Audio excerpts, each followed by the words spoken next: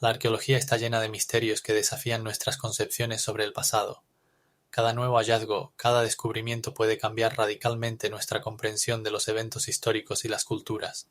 Por ejemplo, en el año 2011, arqueólogos en Perú descubrieron los restos de una vasta civilización que utilizaba métodos complejos de irrigación, lo que les permitió cultivar tierras en condiciones de desierto. Estos hallazgos obligaron a los investigadores a revisar sus ideas sobre cómo las sociedades antiguas podían sobrevivir en condiciones duras.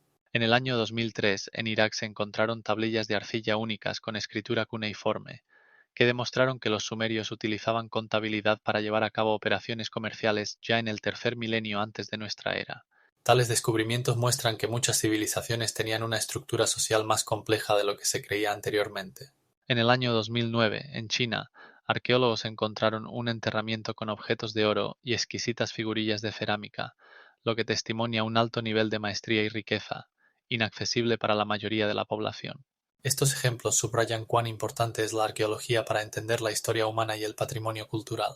En 1999, en Egipto, se encontraron momias que contenían rastros de procedimientos médicos raros, lo que plantea nuevas preguntas sobre los conocimientos médicos antiguos. El disco de Festos es un artefacto de arcilla que fue encontrado en el año 1918 en las excavaciones de Festos en Creta, por el arqueólogo Arthur Evans. Este disco tiene un diámetro de aproximadamente 22 centímetros y fue fabricado con arcilla. En su superficie se encuentran más de 200 símbolos que representan una combinación única de signos pictográficos e ideográficos. A diferencia de otros sistemas de escritura conocidos, como el lineal A o B, los símbolos del disco de Festos no tienen equivalentes, lo que hace que su descifrado sea prácticamente imposible. Los símbolos incluyen imágenes de personas, animales, herramientas y diversos objetos, y todos están dispuestos en forma espiral, comenzando desde el centro y terminando en el borde del disco. Los investigadores sugieren que el disco podría haber servido como un objeto ritual, o incluso como un juego, aunque su función y significado exactos aún son un misterio. Las investigaciones más conocidas del disco se realizaron en el siglo XX, cuando el lingüista y arqueólogo Charles Capps presentó su teoría de que los símbolos podrían representar un tipo de escritura simplificada.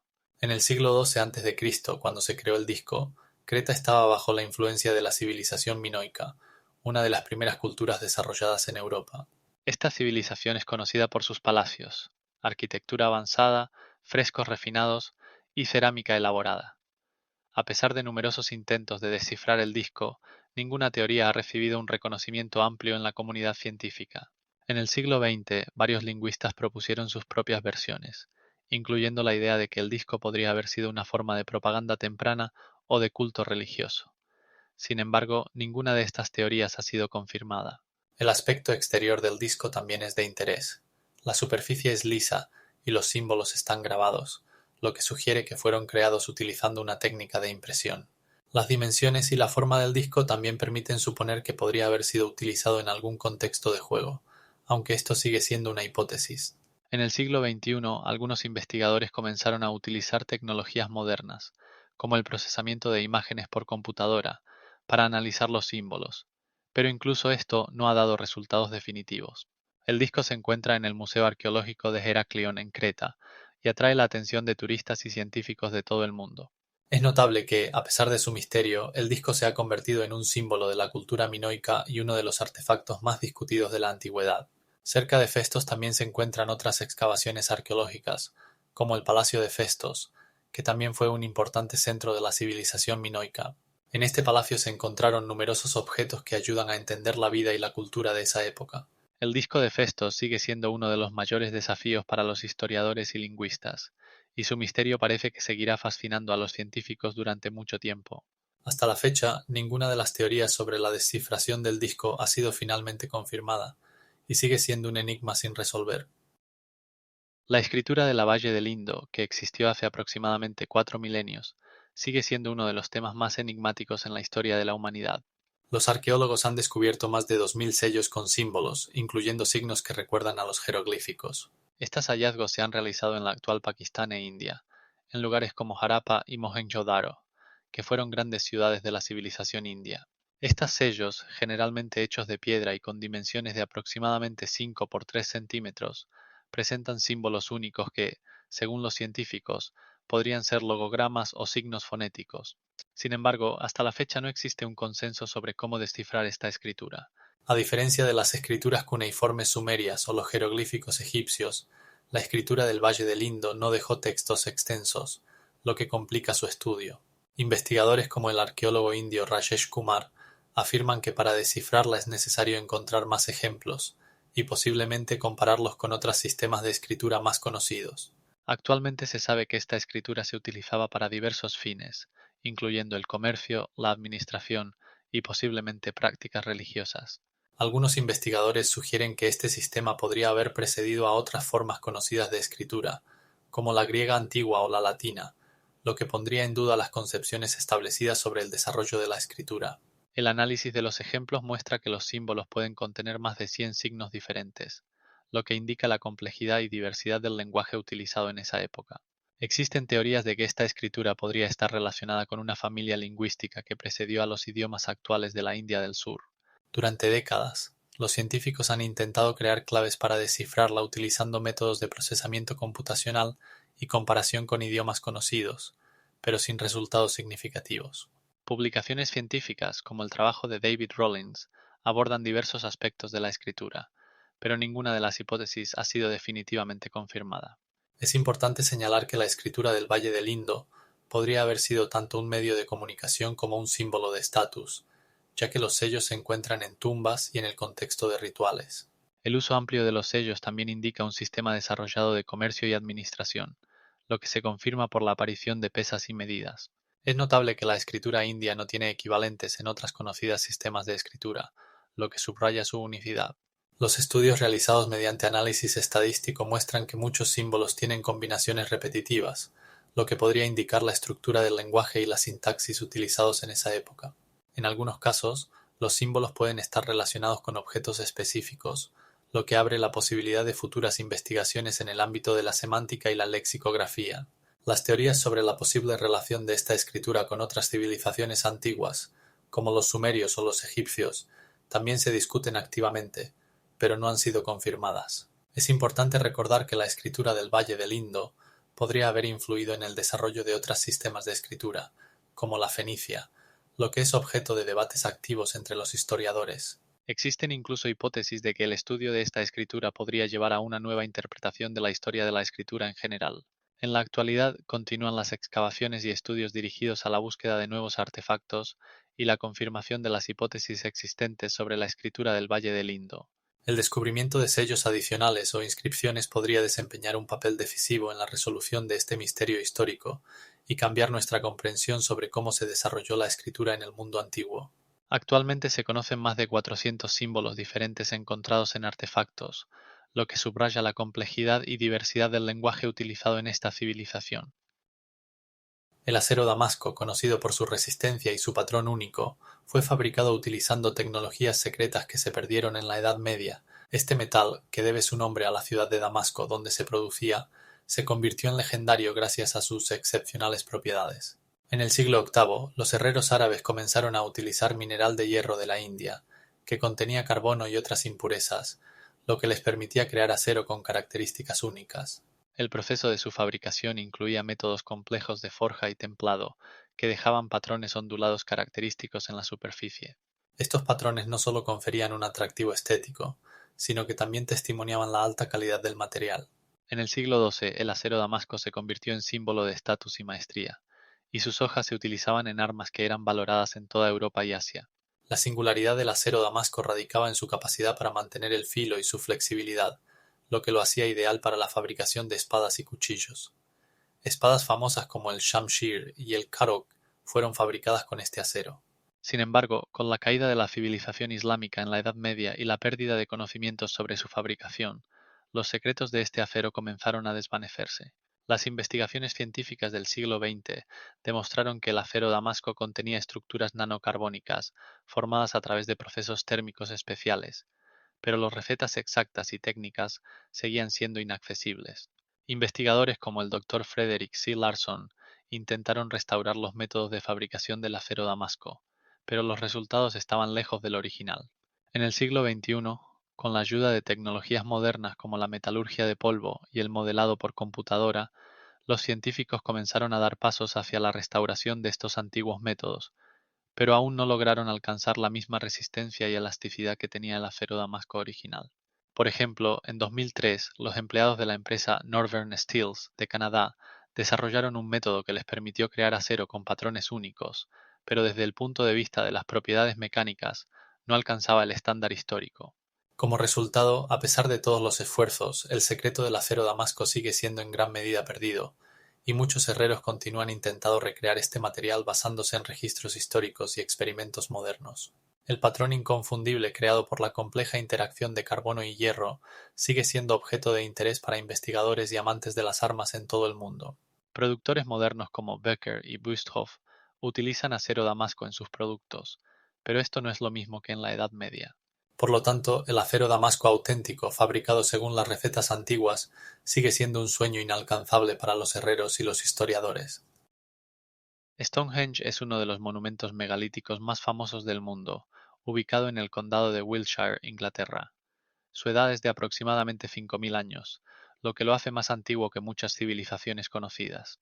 Los primeros bloques comenzaron a instalarse alrededor del año 3000 a.C., y durante varios siglos este proceso continuó hasta alcanzar la escala que vemos hoy en día.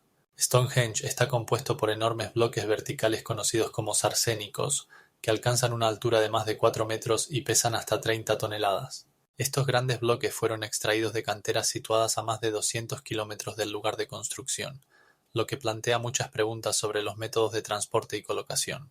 Existen varias teorías que explican cómo los antiguos podían mover tales pesadas piedras. Una de las más comunes sugiere el uso de rodillos de madera y cuerdas. Los antiguos constructores podrían haber colocado las piedras sobre troncos y rodado por caminos preparados para reducir la fricción. Sin embargo, en la práctica, estos métodos requerían una gran cantidad de mano de obra y tiempo, lo que sin duda planteaba dificultades.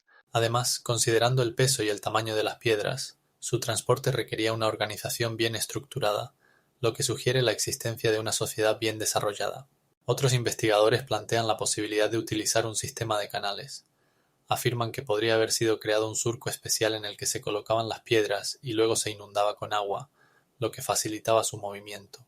Esta teoría, aunque suena intrigante, requiere más hallazgos arqueológicos para ser confirmada. Stonehenge también es famoso por su alineación precisa con el Sol, lo que indica el conocimiento astronómico de los antiguos constructores. En el solsticio de verano, el Sol sale exactamente sobre una de las entradas del monumento, lo que sugiere su uso en rituales y ceremonias relacionados con el culto al Sol. Las excavaciones arqueológicas realizadas en las últimas décadas han revelado numerosos artefactos que confirman que Stonehenge no era solo un monumento, sino también un importante centro cultural y religioso de su tiempo. Los estudios muestran que alrededor de Stonehenge había otros monumentos megalíticos, como túmulos y círculos de piedra, lo que subraya la importancia de esta región para los antiguos. También es importante señalar que Stonehenge no era el único megalito de su época. Similares se encuentran por todo el mundo, desde las Islas Británicas hasta Mesopotamia. Sin embargo, Stonehenge se ha convertido en el símbolo de los misterios y enigmas de la antigüedad. En la actualidad, muchas hipótesis sobre su propósito y construcción aún se discuten entre historiadores y arqueólogos. Por ejemplo, se cree que Stonehenge podría haber servido como un observatorio astronómico o como un lugar para realizar rituales relacionados con el calendario. Dado que las piedras de Stonehenge fueron colocadas con una precisión increíble, esto también puede indicar un alto conocimiento de la astronomía por parte de los antiguos.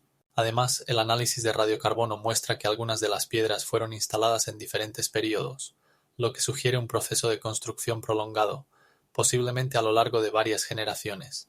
Esto subraya no solo las habilidades técnicas de los antiguos constructores, sino también sus creencias culturales y religiosas, que podrían haber evolucionado con el tiempo. Stonehenge sigue siendo objeto de estudio por parte de los investigadores, y cada año nuevas discoveries añaden una gota al océano de conocimientos sobre las civilizaciones antiguas. Por ejemplo, en 2018, los arqueólogos descubrieron cerca del monumento más de 400 nuevas tumbas, lo que indica que esta área era un lugar importante para los enterramientos. Estos hallazgos pueden proporcionar información sobre la estructura social y las costumbres de las personas que construyeron y utilizaron Stonehenge. La construcción de un monumento tan monumental como Stonehenge requería no solo recursos materiales significativos, sino también una fuerza de trabajo unida, lo que sugiere una organización del trabajo bien desarrollada en las sociedades antiguas. El esfinge de Giza, una majestuosa figura de piedra con cuerpo de león y cabeza humana, ha sido objeto de numerosos debates y misterios. Una de las teorías más intrigantes se refiere a su edad.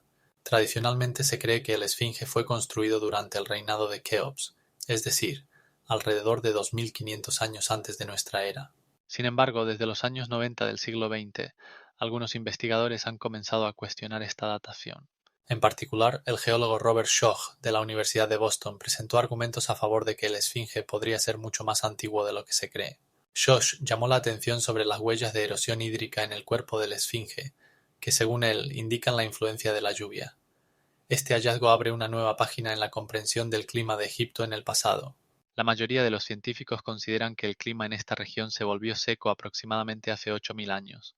Si las huellas de erosión realmente son resultado de la lluvia, esto podría indicar que el esfinge fue creado antes del inicio del período seco, posiblemente en una época en que Egipto tenía un clima más húmedo. El estudio de Schoch ha generado reacciones diversas. Muchos historiadores y arqueólogos, como Zahi Hawass, el antiguo ministro de Antigüedades de Egipto, afirman que el esfinge fue construido en la cuarta dinastía y no puede ser más antiguo de 2500 años antes de nuestra era. Sin embargo, los argumentos de Schoch sobre la existencia de fuertes lluvias en la región de Giza en la antigüedad también han encontrado apoyo entre algunos climatólogos.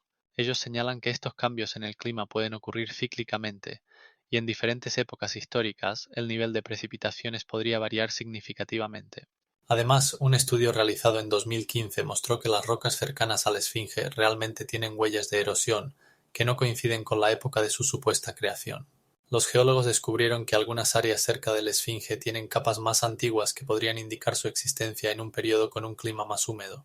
Así, la edad de la esfinge se convierte en un tema de discusión activa. Algunos investigadores incluso sugieren que el esfinge podría haber sido construido hace más de 10.000 años, lo que pondría en duda las concepciones tradicionales sobre la civilización egipcia antigua. Este descubrimiento también plantea la pregunta sobre qué otros monumentos históricos podrían haber sido creados en condiciones de las que aún no tenemos conocimiento.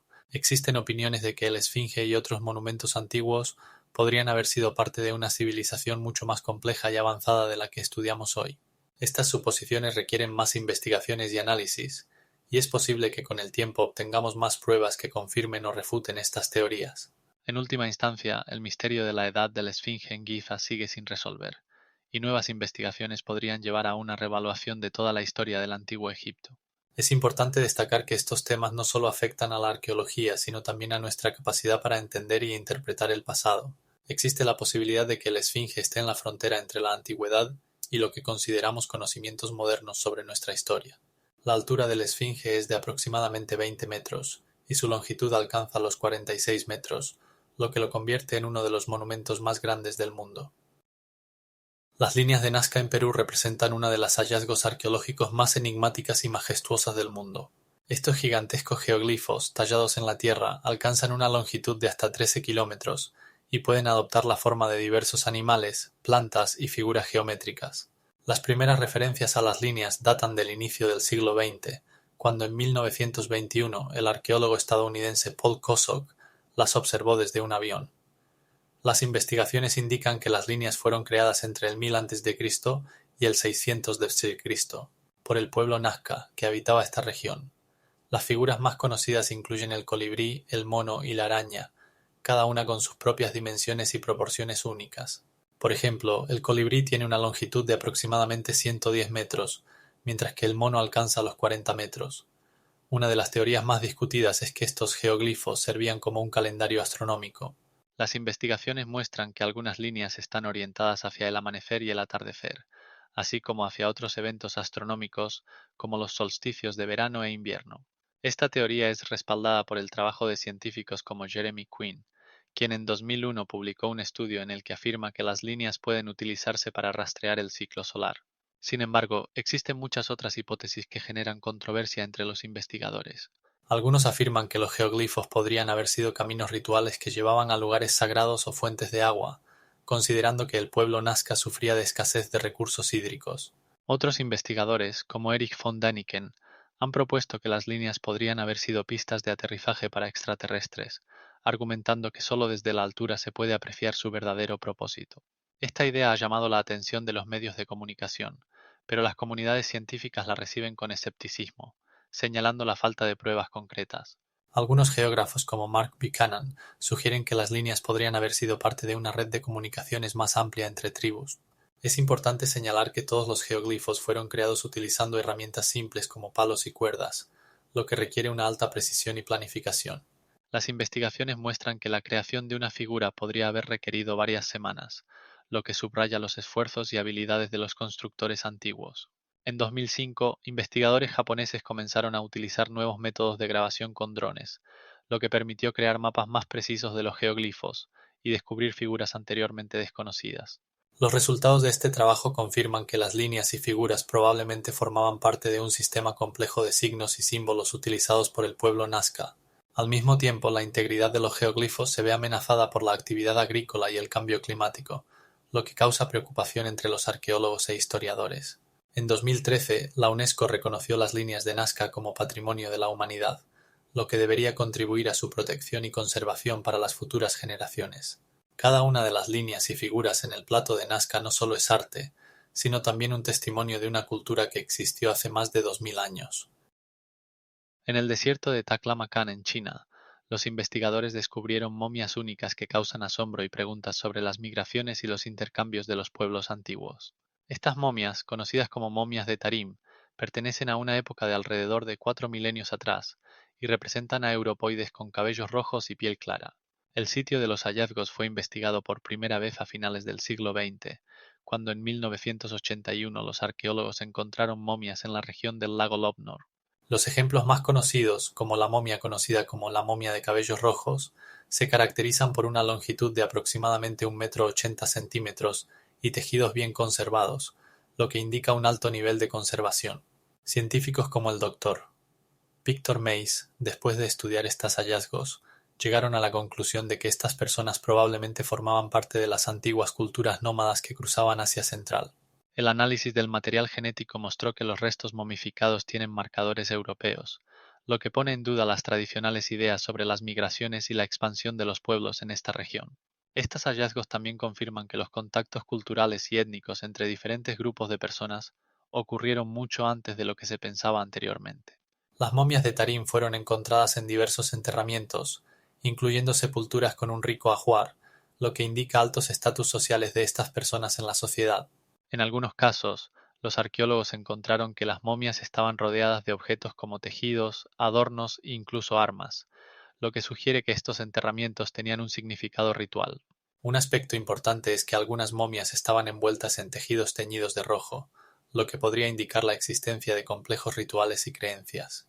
Los cabellos conservados de las momias, teñidos en diversos tonos de rojo y rubio, confirman que estas personas podrían haber sido parte de un grupo étnico único que habitaba en la intersección de las culturas.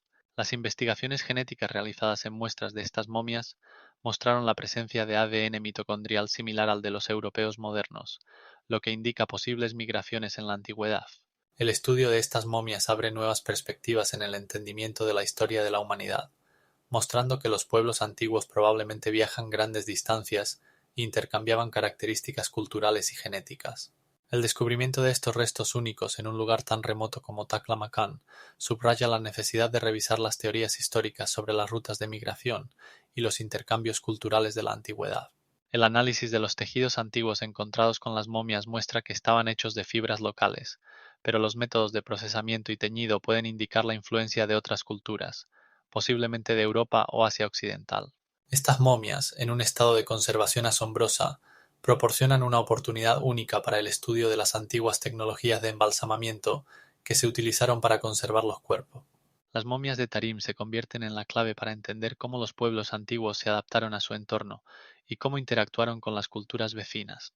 Estos hallazgos también plantean preguntas sobre cómo los cambios climáticos podrían haber influido en la migración de estas personas, ya que el desierto de Taklamakan no siempre fue como lo conocemos hoy.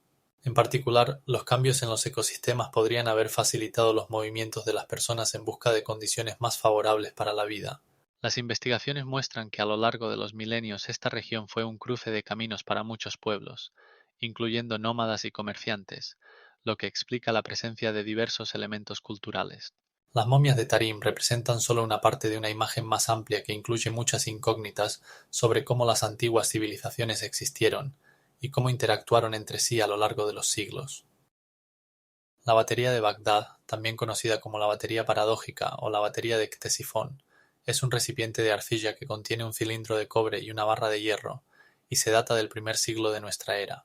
Este artefacto fue descubierto en 1938 en las cercanías de Bagdad, Irak, por el arqueólogo Wilhelm König, quien trabajaba en las excavaciones de un asentamiento partiano antiguo. La batería de Bagdad atrae la atención de los investigadores porque puede generar electricidad mediante una reacción química entre el cobre y el hierro en presencia de un ácido, como el vinagre o el jugo de limón. Dentro del cilindro había una barra de hierro que, según las suposiciones, podría haber servido como ánodo, mientras que el cilindro de cobre podría haber actuado como cátodo. Esta sencilla construcción podría haber producido una tensión suficiente para realizar diversos procesos eléctricos. Algunos expertos creen que dispositivos similares podrían haber sido utilizados para la galvanización, es decir, el proceso en el que se aplica corriente para tratar enfermedades o crear efectos en los metales. Las dimensiones de la batería son aproximadamente 30 centímetros de altura y 8 centímetros de diámetro, lo que la hace bastante compacta para su transporte. Los estudios realizados en el siglo XX mostraron que, con un electrolito adecuado como un ácido, la batería podría haber producido hasta 2 voltios de tensión. Es interesante que pueblos antiguos como los persas y los sumerios tuvieran conocimientos sobre el efecto de la electricidad, ya que utilizaban dispositivos similares para otros fines, incluyendo la creación de efectos luminosos. La batería de Bagdad suscita debates entre historiadores y arqueólogos sobre si realmente se utilizaba para generar electricidad o tenía otras funciones, como ser un recipiente para reliquias sagradas o para almacenar alimentos. Algunos investigadores proponen que dispositivos similares podrían haber sido parte de prácticas rituales o experimentos científicos que demostraban las asombrosas propiedades de la naturaleza. Por ejemplo, en el antiguo Egipto se utilizaba el cobre para hacer espejos, y hay suposiciones de que construcciones similares podrían haber sido utilizadas para lograr efectos similares. Es importante señalar que, a pesar de la existencia de la batería de Bagdad, en la antigüedad no había una ciencia eléctrica desarrollada, y el uso de la electricidad se mantenía principalmente en el nivel de experimentos aficionados. Sin embargo, el dispositivo plantea preguntas importantes sobre el grado de desarrollo de las tecnologías de las civilizaciones antiguas y cómo podrían haber influido en la vida cotidiana de las personas. La batería de Bagdad se menciona a menudo en el contexto de la historia alternativa de la ciencia, donde se plantean preguntas sobre las posibles tecnologías que podrían haber existido mucho antes de nuestro tiempo. Algunos sugieren que el uso de la electricidad en la antigüedad podría haber sido olvidado y redescubierto solo en el siglo XVIII. Las conclusiones definitivas sobre el propósito y el uso de la batería de Bagdad siguen siendo inciertas, pero su existencia confirma que las ideas sobre la electricidad surgieron mucho antes de lo que se piensa. Estos hallazgos pueden cambiar significativamente nuestra comprensión de la tecnología y la ciencia de las civilizaciones antiguas. Por ejemplo, en la antigua Roma se estudiaban las propiedades electromagnéticas de la amatista y otros minerales, lo que también indica que había interés en la electricidad, aunque no en la forma en que la conocemos hoy. En la actualidad, la batería de Bagdad sigue siendo uno de los artefactos más misteriosos, capaz de inspirar tanto a historiadores como a investigadores científicos. El mecanismo de Anticitera es un antiguo ordenador analógico griego, con una antigüedad de aproximadamente 2 milenios, diseñado para cálculos astronómicos. Fue encontrado en el año 2001 antes de nuestra era en un barco griego hundido cerca de la isla de Anticitera, ubicada entre Creta y la península de Peloponeso. Este mecanismo está compuesto por más de 30 engranajes de bronce que funcionaban según el principio de las transmisiones dentadas. Los estudios han demostrado que el mecanismo de Anticitera utilizaba modelos matemáticos complejos para calcular la posición del Sol, la Luna y los planetas. Una de sus características es que podía predecir eclipses solares y lunares, permitiendo a los usuarios anticipar eventos astronómicos importantes. Por ejemplo, en el año 2018, un grupo de científicos bajo la dirección del profesor John S. Sideris de la Universidad de Atenas descubrió que el mecanismo también podía calcular los ciclos de los Juegos Olímpicos, estableciendo una relación entre los eventos astronómicos y los tiempos de celebración de los deportes. El dispositivo tiene varios relojes, en los que se muestran datos sobre el movimiento de los cuerpos celestes. En uno de los relojes se encuentran los signos del zodiaco, lo que indica que el mecanismo también tenía en cuenta aspectos astrológicos. Las investigaciones científicas realizadas en el año 2015 mostraron que el mecanismo utilizaba el concepto de epiciclos, conocido de las obras de Claudio Ptolomeo, lo que demuestra el alto nivel de conocimientos de los astrónomos griegos. Las dimensiones del dispositivo son aproximadamente de 30 por 21 centímetros, y su parte principal está hecha de bronce, recubierto con una capa de óxido. La precisión de los cálculos de este mecanismo era tan alta que los científicos modernos lo comparan con algunos relojes analógicos utilizados en astronomía. En el año 2019 se realizó un escaneo tridimensional del mecanismo, lo que permitió obtener modelos detallados de sus componentes y entender cómo interactúan. Este descubrimiento mostró que el nivel de ingeniería alcanzado por los griegos era mucho mayor de lo que se pensaba anteriormente. Algunos investigadores afirman que dispositivos similares podrían haber existido en otras culturas, como en la antigua China, pero ninguno de ellos ha sobrevivido hasta nuestros días.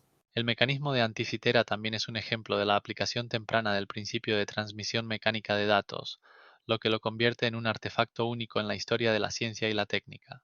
En el año 2020, en una conferencia en Londres dedicada a la tecnología antigua, los científicos concluyeron que este mecanismo no tenía equivalentes en su tiempo, y era el único dispositivo capaz de realizar cálculos astronómicos tan complejos. Los científicos aún intentan desentrañar todos sus secretos, y cada nuevo estudio trae nuevos resultados que revelan aspectos asombrosos de la ciencia griega antigua. Es importante señalar que el mecanismo fue creado en un período en el que la civilización griega alcanzó su apogeo, y tecnologías como esta contribuyeron al desarrollo de la astronomía y la matemática en el mundo. Gracias al estudio del dispositivo, se estableció que utilizaba un ciclo de 223 meses para calcular las fases lunares, lo que es una prueba de los profundos conocimientos de los griegos en la mecánica celeste. Las investigaciones muestran que el mecanismo podría haber sido utilizado tanto con fines educativos como prácticos en la navegación y la agricultura, lo que subraya su importancia en la vida de los antiguos griegos. En los últimos años se han publicado numerosos artículos y estudios que continúan profundizando en nuestro entendimiento de este asombroso artefacto. Hoy en día, el mecanismo de Anticitera sigue siendo uno de los descubrimientos más importantes en el campo de la historia de la ciencia y la técnica, simbolizando el alto nivel de conocimientos y habilidades de ingeniería alcanzado en la antigüedad.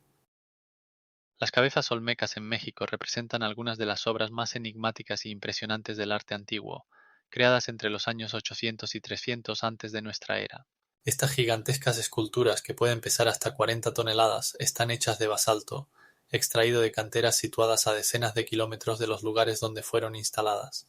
Por ejemplo, muchas de estas cabezas fueron encontradas en la región de la Venta, donde aún se conservan restos de ciudades olmecas. Para crear una de estas cabezas se necesitaron esfuerzos colosales. Los arqueólogos calculan que para transportar un bloque de basalto de aproximadamente 2 metros de ancho y 3 metros de alto, podrían haber necesitado hasta 100 personas trabajando más de un mes. Se sabe que el basalto para estas estatuas se extraía en la región de los actuales estados de Veracruz y Tabasco, donde se encuentran las antiguas rocas volcánicas.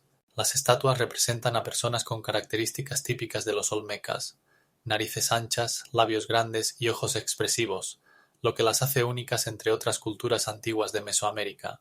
La singularidad de las cabezas olmecas radica en que representan tanto un legado artístico como cultural, reflejando la estructura social y política de la sociedad olmeca. Los estudios indican que estas cabezas probablemente representaban a gobernantes o personas de alto rango, lo que se confirma por su tamaño y detallado diseño. Las cabezas más conocidas se encuentran en las ciudades de San Lorenzo y La Venta, y cada una tiene sus propias características únicas. Por ejemplo, la cabeza número 5 de La Venta, esculpida aproximadamente en el año 500 antes de nuestra era, tiene características faciales y nasales bien definidas que podrían indicar pertenencia a un determinado grupo o clase. Algunos investigadores sugieren que estas estatuas podrían haber tenido un valor ritual, relacionado con el culto a los antepasados o la veneración de antiguos gobernantes. Además, en algunos casos, las cabezas fueron colocadas en línea, lo que podría indicar la importancia de las relaciones entre diferentes ciudades olmecas. Los estudios muestran que los olmecas utilizaban tecnologías complejas para la extracción y transporte de piedra, incluyendo herramientas de obsidiana y otros métodos primitivos pero efectivos. Podían crear plataformas especiales para el movimiento de las cabezas, lo que es testimonio de su talento ingenieril. En la actualidad, las cabezas olmecas continúan siendo objeto de estudio y admiración, atrayendo a científicos y turistas de todo el mundo, así como generando muchas preguntas sobre la cultura y la vida de estos antiguos pueblos. La forma única y el tamaño de estas estatuas no solo asombran, sino que también subrayan los logros de los olmecas en el campo del arte y la arquitectura, que fueron transmitidos a las siguientes civilizaciones de Mesoamérica, como los mayas y los aztecas. Los hallazgos de los olmecas, incluyendo sus gigantescas cabezas, ayudan a entender mejor la cultura y el modo de vida de esta enigmática civilización que existió hace más de 2000 años. En la actualidad, en México existen varios museos donde se exponen réplicas de las cabezas olmecas, así como se realizan excursiones a yacimientos arqueológicos, permitiendo a todos los interesados acercarse a la rica historia de esta región. Las investigaciones científicas continúan revelando nuevos aspectos de la cultura olmeca, incluyendo su religión, arte y estructura social, lo que hace que el estudio de este período sea especialmente fascinante. El Manuscrit Voynich es un libro medieval escrito a principios del siglo XV, probablemente entre los años 21 y 23. Este manuscrito debe su nombre a Wilfrid Voynich, un anticuario que lo adquirió en 1910 en Italia. El libro consta de 240 páginas, en las que se encuentran ilustraciones enigmáticas que representan plantas extrañas, fenómenos astronómicos y figuras femeninas sumergidas en ciertos rituales. La singularidad del Manuscript Voynich radica no solo en sus ilustraciones, sino también en el hecho de que el texto está escrito en un idioma desconocido que hasta la fecha no ha sido descifrado. Algunos investigadores creen que podría ser un lenguaje artificial creado por el autor para proteger sus conocimientos. El texto contiene aproximadamente 250.000 palabras, y su estructura recuerda el latín o el italiano, pero ninguno de los elementos léxicos propuestos para la traducción tiene equivalentes en los idiomas conocidos. Según los lingüistas, el idioma del manuscrito no se parece a ningún otro idioma, lo que lo convierte en uno de los libros más enigmáticos del mundo. En el manuscrito también se encuentran ilustraciones únicas que representan dibujos botánicos con plantas, muchas de las cuales no han sido identificadas hasta hoy. Por ejemplo, en una de las páginas se representan plantas con hojas similares a conocidas especies, pero con flores que no existen en la naturaleza. La diversidad de estas ilustraciones ha generado numerosas teorías sobre la posibilidad de que el autor fuera un botánico, un astrólogo o incluso un alquimista.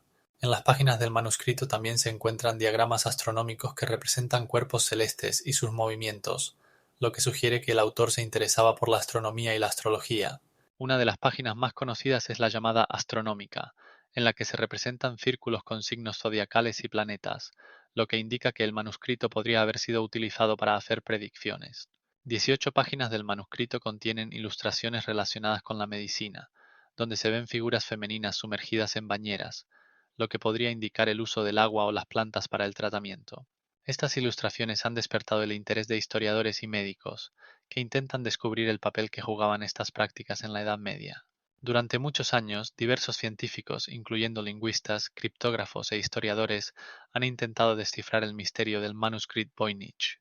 Por ejemplo, en 2005, un grupo de investigadores de la Universidad de Madrid utilizó métodos estadísticos para analizar la estructura del texto y llegó a la conclusión de que el idioma del manuscrito podría ser artificial, pero carece de un significado claro.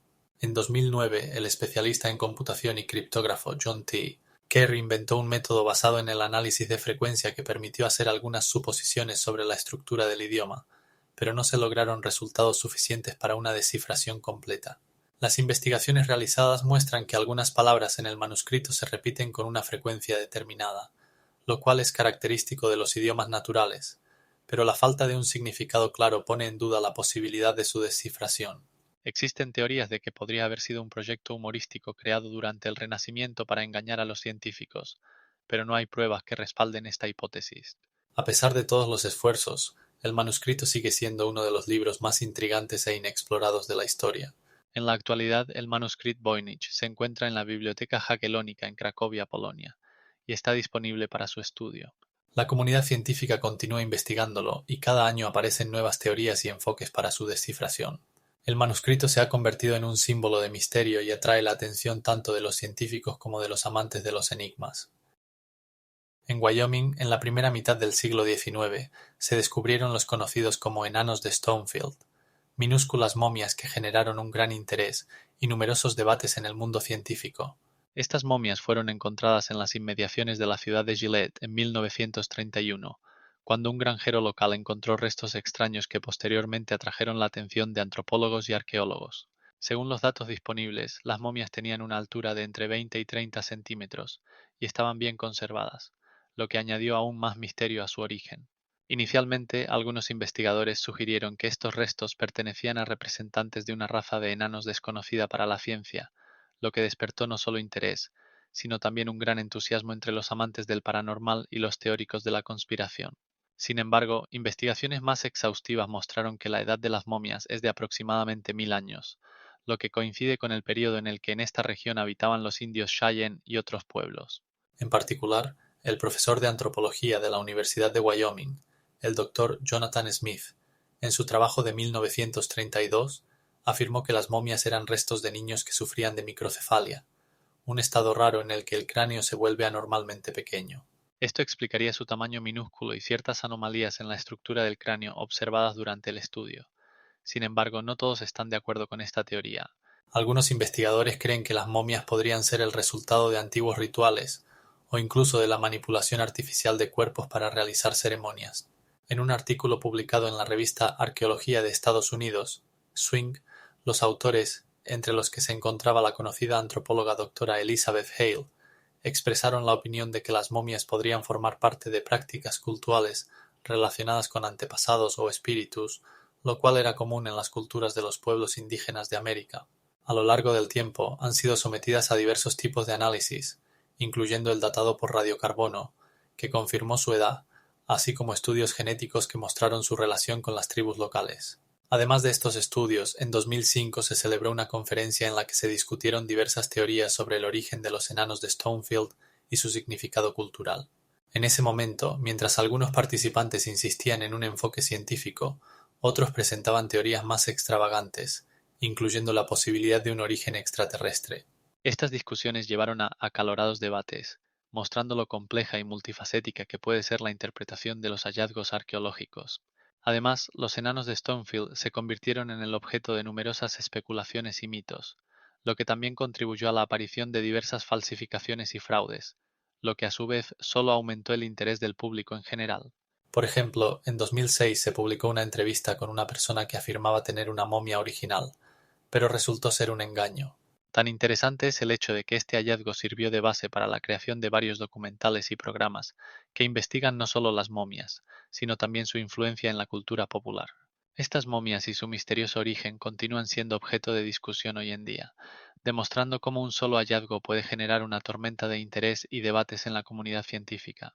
Como resultado de estos estudios y debates, los enanos de Stonefield siguen atrayendo la atención de científicos e investigadores de fenómenos paranormales, dejando abiertas muchas preguntas sobre su verdadera naturaleza y significado. En Sudáfrica, en la región de Klipdrift, se encontraron esferas metálicas que generan numerosos debates entre científicos e investigadores. Estas esferas fueron halladas en sedimentos datados aproximadamente hace 2.800.000.000 de años, lo que las convierte en algunos de los objetos más antiguos jamás encontrados en la Tierra. Los primeros hallazgos se realizaron a finales del siglo XX, principalmente en las montañas de Mogoek. Las esferas tienen un diámetro de aproximadamente 30 milímetros y presentan una configuración única. Cada una está cubierta por 3 surcos paralelos que envuelven la superficie. Estos surcos generan preguntas sobre los métodos de su formación, ya que parecen demasiado precisos y simétricos para ser el resultado de procesos naturales. Algunos científicos sugieren que estas formaciones pueden ser resultado de tecnologías antiguas, mientras que otros insisten en que se formaron a través de procesos geológicos naturales como la erosión o la cristalización. El investigador Dave Patton, quien estudió estas esferas, afirma que su composición incluye hierro y níquel, lo que las hace similares a meteoritos metálicos. El hallazgo fue presentado en diversas conferencias científicas, pero no siempre fue tomado en serio. En general, tales hallazgos generan una división de opiniones. Unos los consideran evidencia de la existencia de una civilización altamente avanzada hace millones de años, mientras que otros insisten en su origen natural. Los estudios realizados en laboratorios mostraron que la composición química de las esferas no coincide con los depósitos geológicos locales. En particular, las esferas tienen un nivel de níquel que es extremadamente raro en la naturaleza. Considerando la antigüedad de los hallazgos, esto plantea preguntas adicionales sobre cómo y por qué estos objetos fueron formados. Las esferas también han sido objeto de estudio por parte de geólogos que intentan entender cómo pudieron llegar a estos antiguos estratos de la Tierra. En particular, en el año 2003, un grupo de geólogos bajo la dirección del profesor John Smith realizó un análisis que mostró que las esferas no habían sido significativamente erosionadas, lo que sugería que habían estado presentes en esa región durante toda la historia. Algunos investigadores incluso han propuesto que podrían ser artefactos de origen extraterrestre, aunque tales afirmaciones a menudo son rechazadas por la comunidad científica. Estos objetos metálicos generan interés no solo entre geólogos, sino también entre arqueólogos e historiadores, quienes intentan entender las condiciones que podrían haber existido en la Tierra hace casi 3.000 millones de años. Es importante señalar que en ese período no existían formas de vida complejas, y la superficie del planeta era significativamente diferente a la actual. El hallazgo de las esferas plantea preguntas sobre cuán bien entendemos la evolución de la Tierra y sus procesos geológicos. Algunos investigadores creen que estas esferas pueden ser indicadores de procesos más complejos que podrían haber ocurrido en el interior de la Tierra en tiempos remotos. Las investigaciones continúan y cada nuevo hallazgo puede proporcionar información adicional sobre el origen de estos enigmáticos objetos. Actualmente, las esferas de Clipdrift siguen siendo una de las hallazgos más intrigantes que ponen en duda nuestro entendimiento de la historia temprana de la Tierra y el desarrollo de la vida en ella. En el año 2010, el profesor de geología Martin Kemp realizó un estudio en el que consideró la posibilidad de que estos objetos pudieran ser resultado de una forma de vida antigua, aún no descubierta por la ciencia. Cada nueva hipótesis abre nuevos horizontes para el debate y la investigación. Los hallazgos de Clipdrift continúan inspirando a científicos y amantes de la historia, subrayando que incluso en los estratos más antiguos de la Tierra pueden ocultarse misterios que puedan cambiar nuestra comprensión del pasado. En la actualidad, las esferas de Clipdrift se encuentran en la colección del Museo Sudafricano, donde continúan las investigaciones para determinar su origen y su significado para entender la historia geológica del planeta. Göbekli Tepe es el complejo arqueológico más antiguo conocido, ubicado en Turquía, construido hace aproximadamente 12 milenios, lo que lo sitúa en un período anterior a la aparición de la agricultura.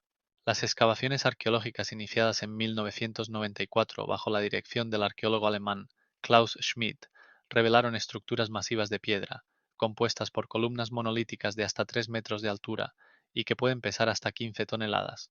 Estas columnas están decoradas con relieves que representan animales, incluyendo leones, serpientes y jabalíes salvajes, lo que indica un alto grado de habilidad artística y pensamiento simbólico de las personas de esa época. Göbekli Tepe desafía las concepciones tradicionales sobre el desarrollo de la civilización, ya que hasta su descubrimiento se creía que la construcción de grandes estructuras públicas solo era posible después de la formación de una vida agrícola estable.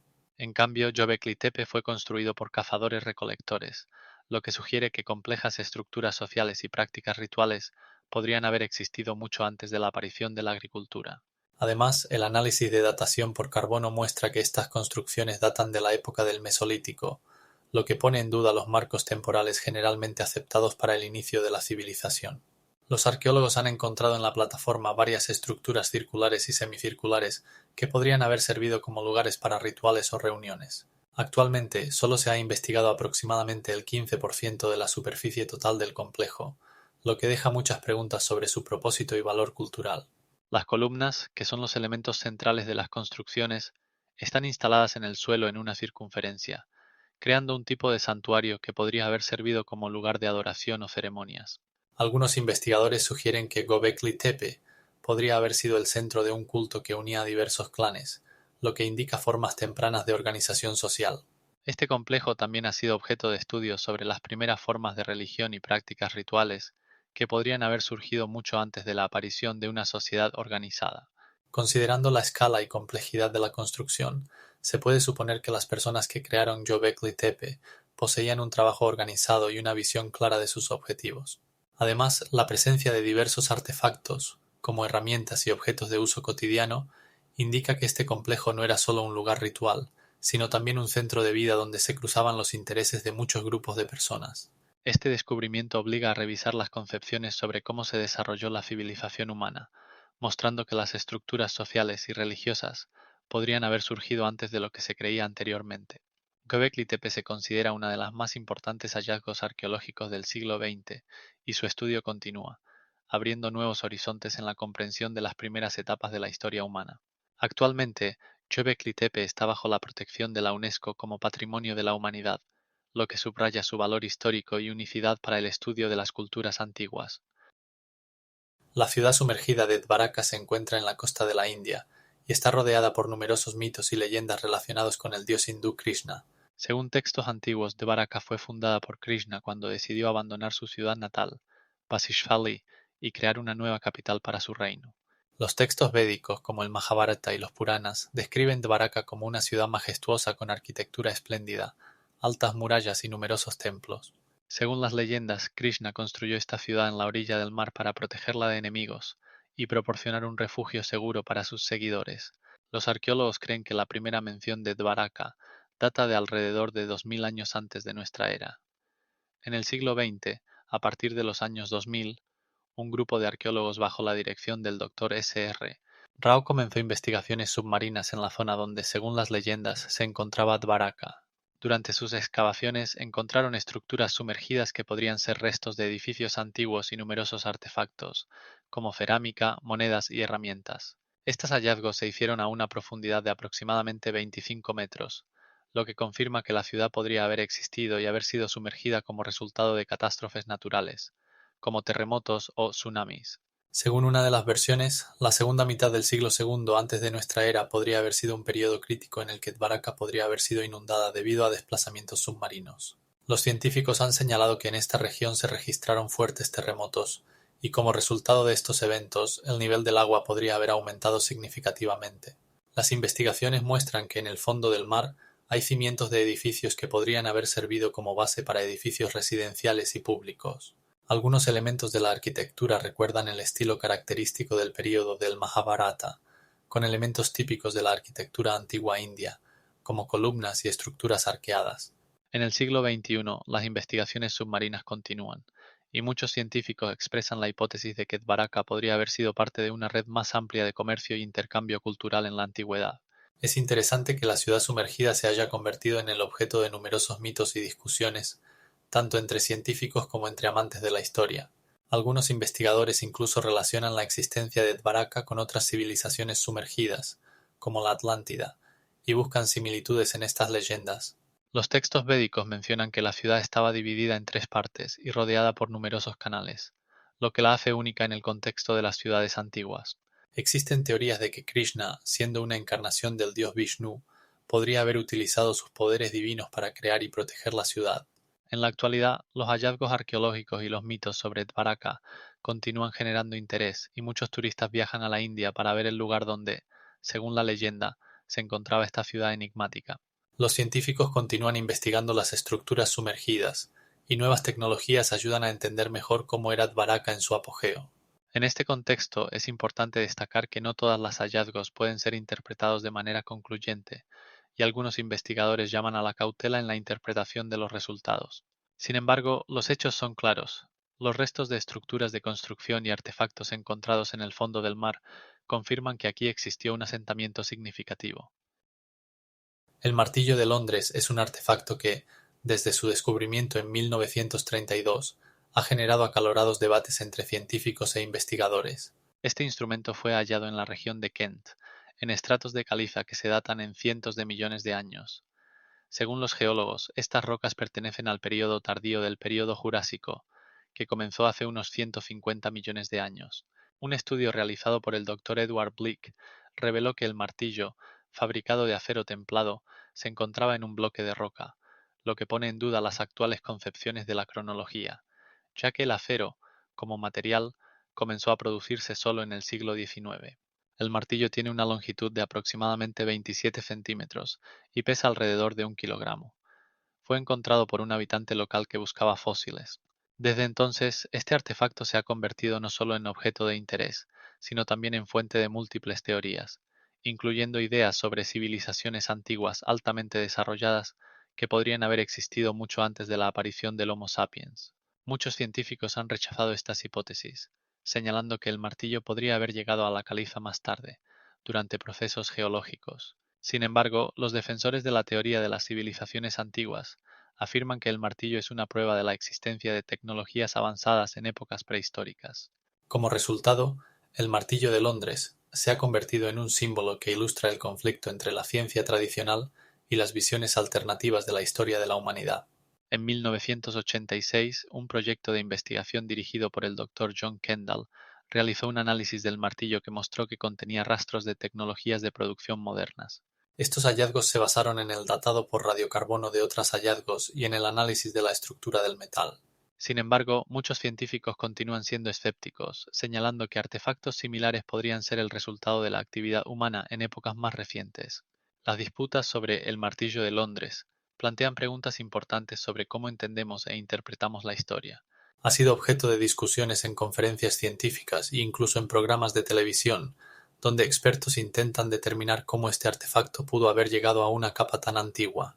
En los últimos años, en Internet han aparecido numerosos videos y artículos que analizan el martillo de Londres, pero muchos de ellos se basan más en especulaciones que en datos reales. A pesar de esto, el interés por este artefacto no disminuye y sigue atrayendo tanto a investigadores como a entusiastas que desean desentrañar su misterio. Como resultado, el martillo de Londres sigue siendo un objeto de interés científico y un fenómeno cultural que simboliza la lucha entre el enfoque científico y las teorías alternativas. A diferencia de otros hallazgos, como herramientas de trabajo de los primeros humanos, que han sido claramente datados y se ajustan a la cronología aceptada, el martillo de Londres sugiere la necesidad de reevaluar nuestras concepciones del tiempo y el desarrollo de la humanidad. Las investigaciones científicas realizadas después de su descubrimiento solo han avivado las disputas, y hasta la fecha no hay una respuesta definitiva sobre su origen. Numerosos estudios han confirmado que el martillo fue fabricado de acero, pero su llegada a la caliza sigue siendo un misterio sin resolver. Es importante señalar que hallazgos como el martillo de Londres no solo contribuyen al estudio de la historia, sino también a entender cómo la ciencia puede ser objeto de debates e interpretaciones. Las discusiones sobre este artefacto demuestran la importancia de ser críticos con la información y de buscar nuevos descubrimientos. El martillo de Londres sigue siendo objeto de disputas e investigaciones, y su misterio parece que no será resuelto en el corto plazo. La fortaleza de Sacsayhuamán se encuentra a 2 kilómetros al norte de la capital del antiguo estado inca de Cusco, Perú. La construcción de esta monumental fortaleza comenzó hace aproximadamente 1400 años, durante el reinado del inca Pachacútec. Sacsayhuamán es conocida por sus gigantescos bloques de piedra, cada uno de los cuales pesa desde varias toneladas hasta más de 100 toneladas. Uno de los aspectos más impresionantes de la construcción es que estos bloques están perfectamente ajustados entre sí sin utilizar ningún tipo de mortero. Esto crea una impresionante estabilidad y durabilidad de las paredes de la fortaleza, que han resistido durante siglos, a pesar de los terremotos y otros desastres naturales. Arqueólogos e ingenieros aún no pueden explicar con precisión cómo los incas lograron procesar y transportar tales enormes bloques a grandes distancias, teniendo en cuenta que en ese tiempo no existían tecnologías modernas. Se sospecha que los incas utilizaron un sistema de cuerdas y rodillos de madera, pero esto no explica cómo lograban tal precisión al ajustar los bloques. La fortaleza ocupa una superficie de aproximadamente 300 hectáreas y consta de varios niveles, lo que le permite controlar el entorno circundante. Las paredes de la fortaleza alcanzan una altura de hasta 9 metros, y su forma recuerda a los dientes, lo que añade una protección adicional. Dentro de Sacsayhuamán se encuentran diversos edificios, incluyendo templos y almacenes, así como un lugar para la realización de rituales. 80% de la estructura original aún se conserva, a pesar de los daños causados por los colonizadores españoles en el siglo XVI. Es interesante que en la fortaleza se utilizaron no solo grandes bloques de piedra, sino también piedras más pequeñas para rellenar huecos y proporcionar una mayor solidez. Las investigaciones arqueológicas muestran que la fortaleza podría haber servido tanto como base militar como como centro religioso, donde se realizaban importantes ceremonias. Durante el reinado inca, Sacsayhuamán fue uno de los principales objetos de defensa de la capital, y su ubicación estratégica permitía controlar las rutas que llevaban a Cusco. La restauración y los estudios de la fortaleza comenzaron a principios del siglo XX, cuando los arqueólogos comenzaron a reconocer su importancia histórica y cultural. Sacsayhuamán se convirtió en un sitio del Patrimonio Mundial de la UNESCO en 1983, lo que atrajo la atención hacia su conservación y estudio. Cada verano aquí se celebran festivales tradicionales, incluyendo el Inti Raymi, el Festival del Sol, que atrae a miles de turistas de todo el mundo. Este lugar se convierte no solo en un destino turístico, sino también en un escenario para el estudio de las antiguas tecnologías y culturas incas, que aún despiertan admiración y asombro. La arquitectura única utilizada en Sacsayhuamán ha inspirado a muchos arquitectos modernos que intentan entender y reproducir sus principios. Es interesante que en la construcción se utilizaron tanto materiales locales como importados, lo que testimonia las desarrolladas relaciones comerciales de los incas. Las piedras utilizadas en Sacsayhuamán fueron extraídas de canteras cercanas, situadas a una distancia de aproximadamente 5 kilómetros de la fortaleza, lo que también pone en duda las teorías sobre cómo los incas movían tales pesados bloques. En la actualidad, Sacsayhuamán sigue siendo objeto de profundos estudios, y cada nuevo descubrimiento proporciona nuevas pistas sobre la vida y las tecnologías de los incas. El complejo de la fortaleza representa no solo un milagro arquitectónico, sino también un importante artefacto histórico que ayuda a entender la cultura y las tradiciones de este gran pueblo. Sacsayhuamán, con sus masivas paredes y compleja estructura, sigue siendo uno de los monumentos más enigmáticos y fascinantes de la antigua historia. Los enigmáticos anillos de Baistán representan una de las más intrigantes hallazgos arqueológicos de Afganistán. Estos anillos metálicos, fundidos en las rocas, fueron descubiertos en la región de Baistán, ubicada en el sureste del país, y su origen sigue siendo misterioso. En primer lugar, es importante destacar que los anillos tienen un diámetro considerable, de 1 a 2 metros, y están hechos de una aleación de cobre y estaño, lo que indica un alto nivel de tecnología metalúrgica que existió en la región en la antigüedad. Arqueólogos como el Dr. Alan Meyer, de la Universidad de California, sugieren que estos anillos podrían haber sido utilizados con fines rituales, aunque no se han encontrado pruebas concluyentes. Las primeras referencias a los anillos de Baistán datan del siglo XVIII, cuando los habitantes locales comenzaron a contarle a los viajeros sobre ellos, pero las excavaciones sistemáticas en esta región no comenzaron hasta el siglo XX. En 1920, una expedición soviética bajo la dirección de Igor Diakov no solo descubrió los anillos, sino que también registró su ubicación y estado. Estos anillos se encuentran a una altura de aproximadamente 1000 metros sobre el nivel del mar, lo que dificulta su acceso y hace su estudio aún más complicado. Algunos investigadores proponen que los anillos podrían haber formado parte de un sistema de suministro de agua o riego, ya que su forma y disposición podrían haber dirigido los flujos de agua a los lugares adecuados. Pero esto es solo una hipótesis. Es interesante que en las leyendas populares de Baistán, los anillos se asocian con dioses y seres mitológicos, lo que añade una capa adicional de misterio a su origen y propósito. En 1986, el arqueólogo estadounidense John Hopkins realizó un estudio que demostró que el metal de los anillos contiene rastros de varios elementos, lo que indica una variedad de fuentes utilizadas para su creación. En la actualidad existen varias teorías sobre quién podría haber creado estos anillos. Algunos científicos los relacionan con antiguas civilizaciones como el Imperio Medo o el Imperio Aqueménida, que dejaron su huella en la actual Afganistán. Sin embargo, otros investigadores afirman que los anillos podrían ser mucho más antiguos y pertenecer a épocas culturales más tempranas, como la Edad del Bronce. Baistán como zona arqueológica atrae la atención no solo de los historiadores, sino también de los místicos, que consideran los anillos como un lugar de poder. En los últimos años, el estudio de estos anillos ha despertado el interés de los turistas, lo que a su vez crea desafíos adicionales para la conservación de este monumento único. A pesar de los esfuerzos de los arqueólogos, muchos aspectos de los anillos siguen sin resolverse, incluyendo su propósito exacto y la época de su creación, lo que los convierte en una de las hallazgos más enigmáticos del mundo. Los anillos de Baistán aún no tienen una explicación clara de su existencia, y cada nuevo investigador aporta nuevas ideas y teorías a esta misteriosa cuestión. Las escrituras rongorongo de la Isla de Pascua representan una de las escrituras más enigmáticas y no descifradas del mundo. Estos símbolos únicos fueron descubiertos a mediados del siglo XIX, cuando los investigadores europeos comenzaron a estudiar activamente esta isla remota del Océano Pacífico. Las primeras referencias a los rongorongo datan de 1300, cuando el misionero francés Eugène Airaud trajo varias tablillas con símbolos extraños a Europa. En la actualidad se conocen aproximadamente 12 tablillas, cada una de las cuales contiene alrededor de 200 símbolos. Estos signos están tallados en tablillas de madera y, a pesar de su aparente complejidad, ningún investigador ha logrado descifrarlos aún. El rongorongo podría ser la única escritura conocida que se inventó de manera independiente en Oceanía, lo que la hace única entre todas las demás sistemas de escritura conocidos por la humanidad. Se cree que estos símbolos podrían haber sido utilizados para registrar mitos, rituales religiosos o incluso eventos históricos, aunque el contenido exacto de los textos sigue siendo un misterio. Los investigadores señalan que el rongorongo tiene elementos característicos de la escritura jeroglífica y al mismo tiempo se diferencia de todos los sistemas de escritura conocidos.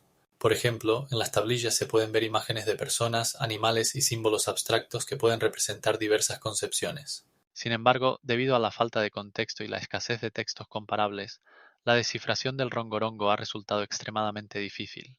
En la actualidad existen numerosas tentativas de descifración, desde las obras del científico austríaco Christian Schmidt en el siglo XIX hasta los lingüistas y criptógrafos modernos, pero todos se enfrentan a las mismas dificultades. Una de las razones de esta dificultad es la falta de una tradición viva, ya que el idioma Rapa Nui, hablado por los habitantes locales, casi desapareció como resultado de la colonización europea. Esto hace imposible el uso del análisis comparativo con otros idiomas. Algunos investigadores creen que el rongorongo podría estar relacionado con las tradiciones polinesias, pero no hay pruebas claras de esta teoría. El estilo de escritura del rongorongo también es único. Los símbolos pueden estar dispuestos en diferentes direcciones en una misma tablilla, lo que complica aún más su comprensión. En una de las tablillas más conocidas, conocida como la tablilla de Campbell, se representan escenas complejas que podrían ilustrar acciones rituales o tramas míticas. La variabilidad y la diversidad de los símbolos indican que el sistema de escritura podría haber evolucionado durante mucho tiempo, adaptándose a los cambios culturales y sociales en la isla. Sin embargo, a pesar de todos los esfuerzos, el rongorongo sigue siendo uno de los elementos más intrigantes y no descifrados de la cultura polinesia, y cada nuevo descubrimiento solo aumenta el interés por este antiguo arte de la escritura. Los científicos continúan estudiando las tablillas, esperando encontrar la clave para su descifración, pero por ahora el misterio del rongorongo sigue sin resolver. Es interesante que algunas tablillas fueron descubiertas en un estado que pone en peligro su conservación, lo que hace que cada nuevo descubrimiento sea especialmente valioso. De esta manera, cada estudio del rongorongo no solo profundiza en nuestro entendimiento de la cultura polinesia, sino que también subraya la importancia de la conservación del patrimonio cultural. Las piedras de Ica son unos enigmáticos artefactos hallados en Perú, que atraen la atención de investigadores y entusiastas de hallazgos anómalos. En la década de 1970, un habitante local llamado Javier Cabrera comenzó a recoger estas piedras, que se afirmaba que mostraban imágenes de dinosaurios, complejas operaciones quirúrgicas y otros anacronismos. Cabrera reunió más de 15.000 ejemplares, cada uno de los cuales estaba cubierto de grabados que representaban escenas que, según algunos, indican la existencia de una civilización con conocimientos inaccesibles para la sociedad moderna. Por ejemplo, en una de las piedras se ve un dinosaurio que recuerda a un triceratops junto a una figura humana, lo que plantea preguntas sobre cómo pudieron coexistir los humanos y los dinosaurios, si estos últimos murieron hace más de 60 millones de años. Estas imágenes han sido la base de muchas discusiones sobre la autenticidad de las piedras, ya que muchos científicos las consideran falsificaciones creadas en el siglo XX. En particular, un estudio realizado en 2009 mostró que muchas piedras contenían rastros de herramientas que no correspondían a las tecnologías de las culturas antiguas. Además, se realizaron análisis de los materiales de los que están hechas las piedras, y se demostró que la mayoría de ellas no tienen más de un siglo de antigüedad. Esto sugiere que estos artefactos pudieron haber sido creados en nuestra época, y no en la antigüedad, como afirma Cabrera y sus seguidores. Sin embargo, los defensores de la teoría de la autenticidad de las piedras de Ica se refieren a las complejas operaciones quirúrgicas representadas en algunas de ellas, como operaciones en el cerebro o lobotomías. Estas imágenes causan asombro, ya que sugieren que los antiguos poseían conocimientos de cirugía que no eran conocidos hasta el siglo XX. Por ejemplo, en una de las piedras se ve a una persona que, según los defensores de la teoría, realiza una operación en el cráneo de otra persona con una herramienta que recuerda a un bisturí moderno. Estas escenas no solo plantean dudas sobre la autenticidad de las piedras, sino también sobre la posibilidad de la existencia de tecnologías olvidadas o perdidas en la antigüedad. Al mismo tiempo, los críticos señalan la falta de hallazgos arqueológicos que confirmen la existencia de una civilización tan avanzada en Perú en la prehistoria. La comunidad científica en su mayoría rechaza estos hallazgos como falsificaciones, indicando que incluso si tales operaciones se hubieran realizado, no podrían haber sido realizadas con tal precisión y comprensión de la anatomía. Una parte importante del debate es el hecho de que las piedras de Ica fueron encontradas en una región rica en artefactos históricos, pero ninguna de las imágenes encontradas tiene equivalentes en las culturas antiguas conocidas. Además, en 2013, el arqueólogo y antropólogo peruano Ricardo Castro realizó un estudio para determinar la edad de las piedras y su origen. Descubrió que muchas de ellas estaban hechas de vidrio volcánico y otros materiales modernos, lo que confirma la versión de la falsificación. Sin embargo, a pesar del escepticismo de la comunidad científica, las piedras de Ica continúan atrayendo la atención tanto de investigadores como de turistas. Cada año, cientos de personas viajan a Perú para ver estos enigmáticos artefactos llenos de imágenes controvertidas. Los habitantes locales incluso organizan excursiones donde cuentan sobre las piedras, su historia y sus propias opiniones sobre su autenticidad. De esta manera, las piedras de Ica se convierten no solo en un objeto de interés científico, sino también en un elemento importante del patrimonio cultural de la región, generando debates y discusiones. Algunos investigadores incluso sugieren que estas piedras podrían haber sido parte de una tradición cultural más amplia existente en la antigüedad, aunque las pruebas de esto siguen siendo controvertidas. Es interesante que algunas piedras tienen imágenes que claramente no corresponden a los dinosaurios conocidos, lo que aún más enciende las discusiones sobre qué es lo que realmente se representa en estos artefactos. Por ejemplo, en una de las piedras se ve un ser que recuerda a un dinosaurio, pero con características que no se encuentran en los tipos conocidos, lo que hace reflexionar sobre si esto podría ser un producto de la imaginación de los antiguos. Las piedras de Ica siguen siendo uno de los objetos más enigmáticos y controvertidos en la arqueología, generando debates sobre lo que pueden revelar sobre nuestro pasado. El monumento sumergido de Yonaguni se encuentra en la costa de la isla japonesa de Yonaguni, y su estudio suscita numerosos debates entre científicos y amantes de la historia. Existen dos puntos de vista principales sobre este enigmático objeto. Unos lo consideran una formación natural, mientras que otros creen que es un templo sumergido de una civilización antigua, con una antigüedad que podría alcanzar los 10.000 años. La primera mención del monumento data de finales de los años 80, cuando buzos descubrieron en el fondo del mar estructuras de piedra extrañas que parecían escaleras y plataformas. En 1996, el buzo e investigador japonés Masaki Morimoto presentó estos hallazgos al público, lo que generó gran interés. Arqueólogos como el Dr. Thomas Taylor de la Universidad de California afirman que el monumento tiene formas geométricas claras que recuerdan ruinas de una antigua civilización. Por otro lado, geólogos como el Dr. Kenji Sasaki insisten en que estas estructuras son el resultado de la erosión natural y procesos tectónicos que han ocurrido durante millones de años. Los defensores de la teoría de origen artificial señalan que la presencia de escaleras, plataformas y ángulos rectos sugiere que allí podría haber habido un templo o una estructura ceremonial. Es evidente que las dimensiones de estas formaciones son impresionantes. La altura de algunas secciones alcanza los 4 metros y la longitud supera los 100 metros. En la superficie del monumento se pueden observar marcas que recuerdan las huellas de herramientas que podrían haber sido utilizadas por antiguos constructores. Sin embargo, los opositores de esta teoría argumentan que formas similares pueden surgir como resultado de procesos naturales, como la erosión de las olas, lo que pone en duda su origen artificial. En 1998, un grupo de arqueólogos de Japón y Estados Unidos realizó una serie de investigaciones que incluyeron escaneos subacuáticos y fotogrametría, pero sus resultados no confirmaron ninguna teoría de manera concluyente. Hoy en día, el monumento atrae a muchos turistas e investigadores, lo que ha llevado a la creación de una zona de protección especial a su alrededor. Las investigaciones continúan y los científicos siguen debatiendo sobre su verdadera naturaleza, mientras que los habitantes locales cuentan mitos y leyendas relacionadas con este lugar. Es importante destacar que, debido a los cambios en el nivel del mar y las condiciones climáticas, el monumento corre el riesgo de desaparecer. Las investigaciones subacuáticas se han vuelto más complejas y peligrosas, debido al aumento del número de tormentas tropicales en esta región. Las publicaciones científicas sobre Yonaguni continúan, incluyendo artículos en revistas científicas como Journal of Archaeological Science y Geoarchaeology, donde los científicos intentan entender cómo este objeto podría haber influido en el desarrollo de la civilización humana en la región.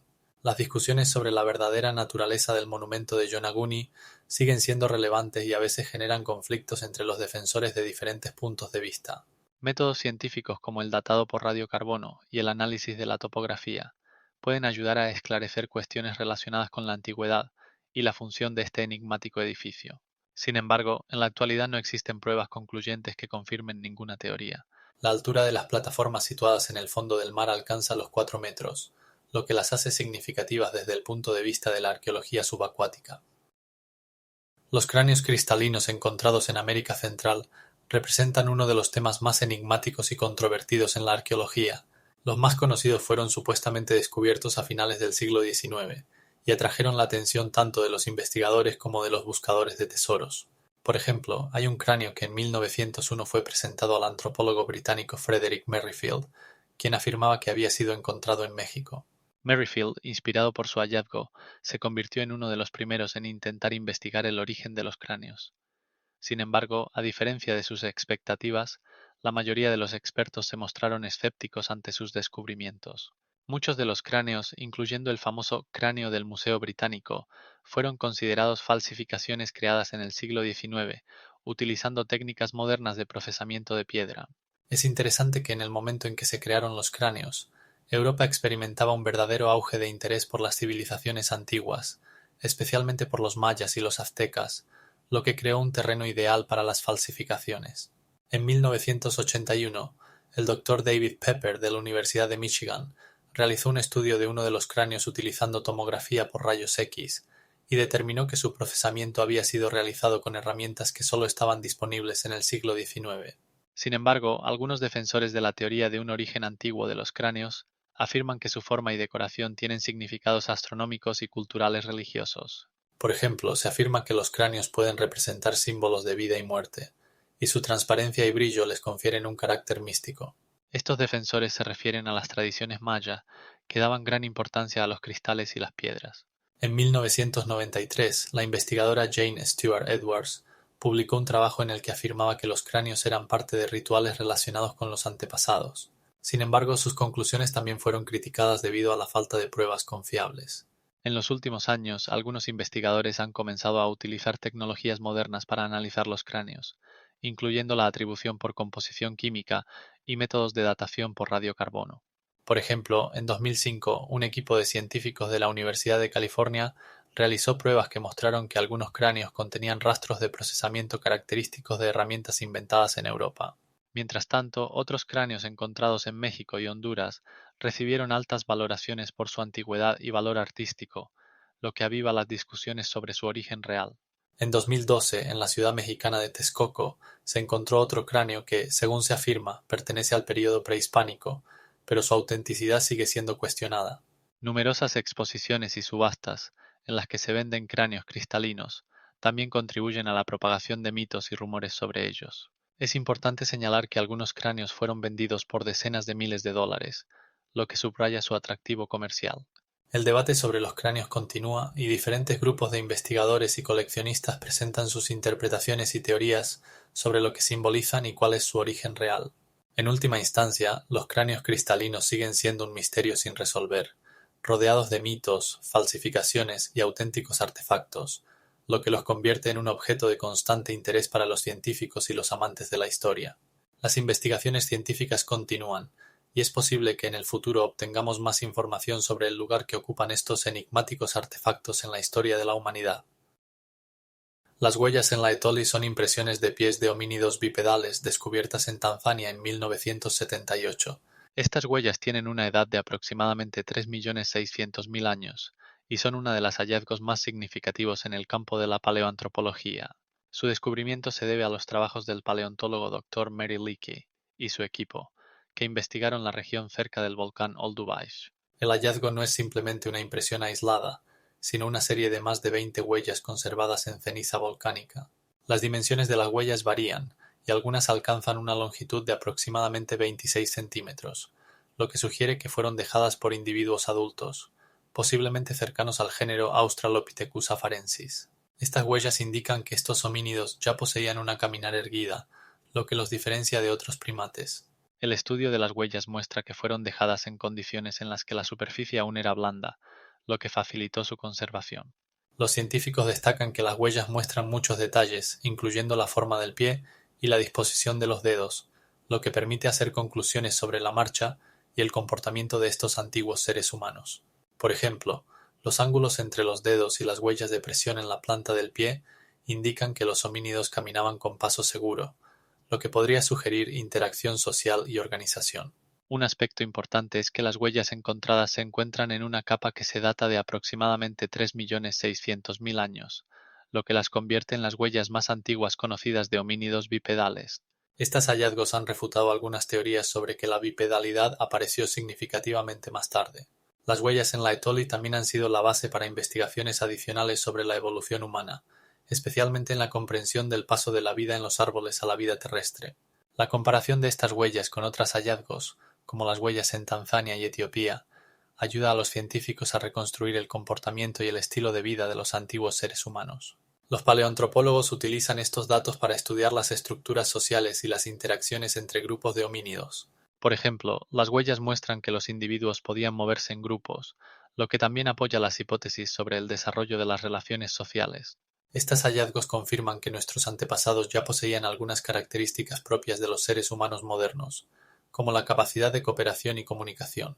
Dado la importancia de estas huellas, se han convertido en objeto de estudio para muchos investigadores, incluyendo al profesor Brad Lund, de la Universidad de Edimburgo, quien subraya que tales hallazgos ayudan a entender no solo los cambios morfológicos, sino también los aspectos culturales de la vida de los homínidos.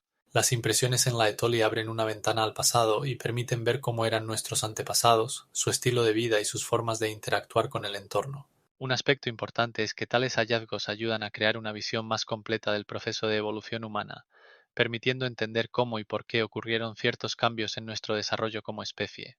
La comparación con otros hallazgos, como las impresiones en Kenia y Etiopía, permite establecer una cronología y comparar diferentes etapas de la evolución. Esto demuestra que estas huellas no son simplemente artefactos, sino una clave para entender los complejos procesos que han ocurrido a lo largo de millones de años. El complejo templario de Baalbek en Líbano se considera uno de los más grandiosos edificios arquitectónicos de la antigüedad. Sus construcciones, incluyendo el templo de Júpiter, impresionan por sus dimensiones y habilidad técnica. Las piedras más grandes talladas en el mundo, utilizadas en este complejo, pesaban hasta 1000 toneladas. Estas enormes rocas, conocidas como migdal, fueron extraídas de canteras situadas a unos 8 kilómetros del templo. Para imaginarse la magnitud de este milagro, es importante señalar que los modernos grúas tendrían dificultades para levantar tales rocas. Por ejemplo, la grúa más poderosa del mundo, Liebherr LTM 11200, puede levantar cargas de hasta 200 toneladas. Incluso utilizando varias de estas grúas, la tarea sería extremadamente compleja, si no imposible.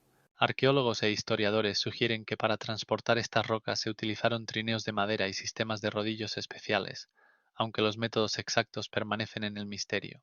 Las paredes del templo de Júpiter, construido en el primer siglo de nuestra era, están adornadas con columnas de unos 23 metros de altura, cada una compuesta por varios bloques que pesan más de 30 toneladas. Estas columnas fueron talladas en piedra caliza local y decoradas con relieves que representan escenas de la mitología. Dentro del complejo se han conservado amplios fragmentos de elementos arquitectónicos que dan una idea de la monumentalidad de la construcción. Por ejemplo, una losa conocida como la Roca de Baalbek pesa alrededor de 80 toneladas y forma parte del fundamento del templo. Esta losa, al igual que otros bloques de piedra, fue pulida hasta brillar, lo que indica un alto nivel de habilidad en los antiguos canteros. Es importante señalar que la construcción del complejo se llevó a cabo bajo el patrocinio de los emperadores romanos, quienes utilizaron los recursos del región para crear obras maestras arquitectónicas. Existen numerosas teorías sobre cómo los antiguos constructores lograron enfrentar tales desafíos colosales. Algunos investigadores, como el arqueólogo Dr. José Gracián, proponen que los antiguos egipcios podrían haber utilizado tecnologías primitivas similares a las utilizadas en la construcción de las pirámides. Otros, como el profesor de arquitectura Daniel Ben Eliezer, creen que en Baalbek se utilizaron métodos más avanzados, como sistemas de mecanismos de elevación que podrían haber facilitado considerablemente el trabajo. Sin embargo, ninguna de estas teorías ofrece una respuesta definitiva sobre cómo se construyeron tales estructuras masivas. Baalbek no solo inspira a los investigadores modernos, sino que también atrae a turistas de todo el mundo que desean ver este prodigio arquitectónico. En el siglo XX se intentaron restaurar algunos elementos del complejo, pero sin éxito significativo. Las obras de restauración a menudo se enfrentaron a problemas relacionados con la falta de materiales y tecnologías originales.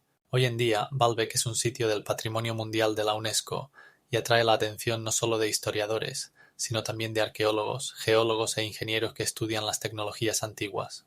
Los habitantes locales se sienten orgullosos de su legado, que data de miles de años. Cada piedra, cada columna del templo cuenta su historia, reflejando la grandeza de la arquitectura romana e ingeniería.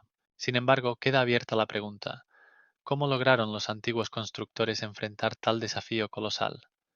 ¿Qué más podemos aprender sobre ellos al estudiar este complejo enigmático? Los elementos conservados del templo, como los grandes bloques y columnas, siguen impresionando la imaginación. Los dodecaedros romanos representan objetos misteriosos de bronce con 12 caras, que continúan generando interés y debates entre historiadores y arqueólogos. Estos extraños artefactos fueron descubiertos por primera vez a principios del siglo XIX, pero su origen y propósito siguen siendo enigmáticos. Hoy en día se conocen más de 100 hallazgos, datados entre los segundos y terceros siglos de nuestra era, principalmente en la región del Imperio Romano, desde Britania hasta Rumania. Cada uno de estos dodecaedros tiene 12 caras, en las que se encuentran orificios circulares de diferentes tamaños. Los tamaños más comunes varían entre 30 y 40 centímetros de diámetro, lo que los hace adecuados para su uso manual.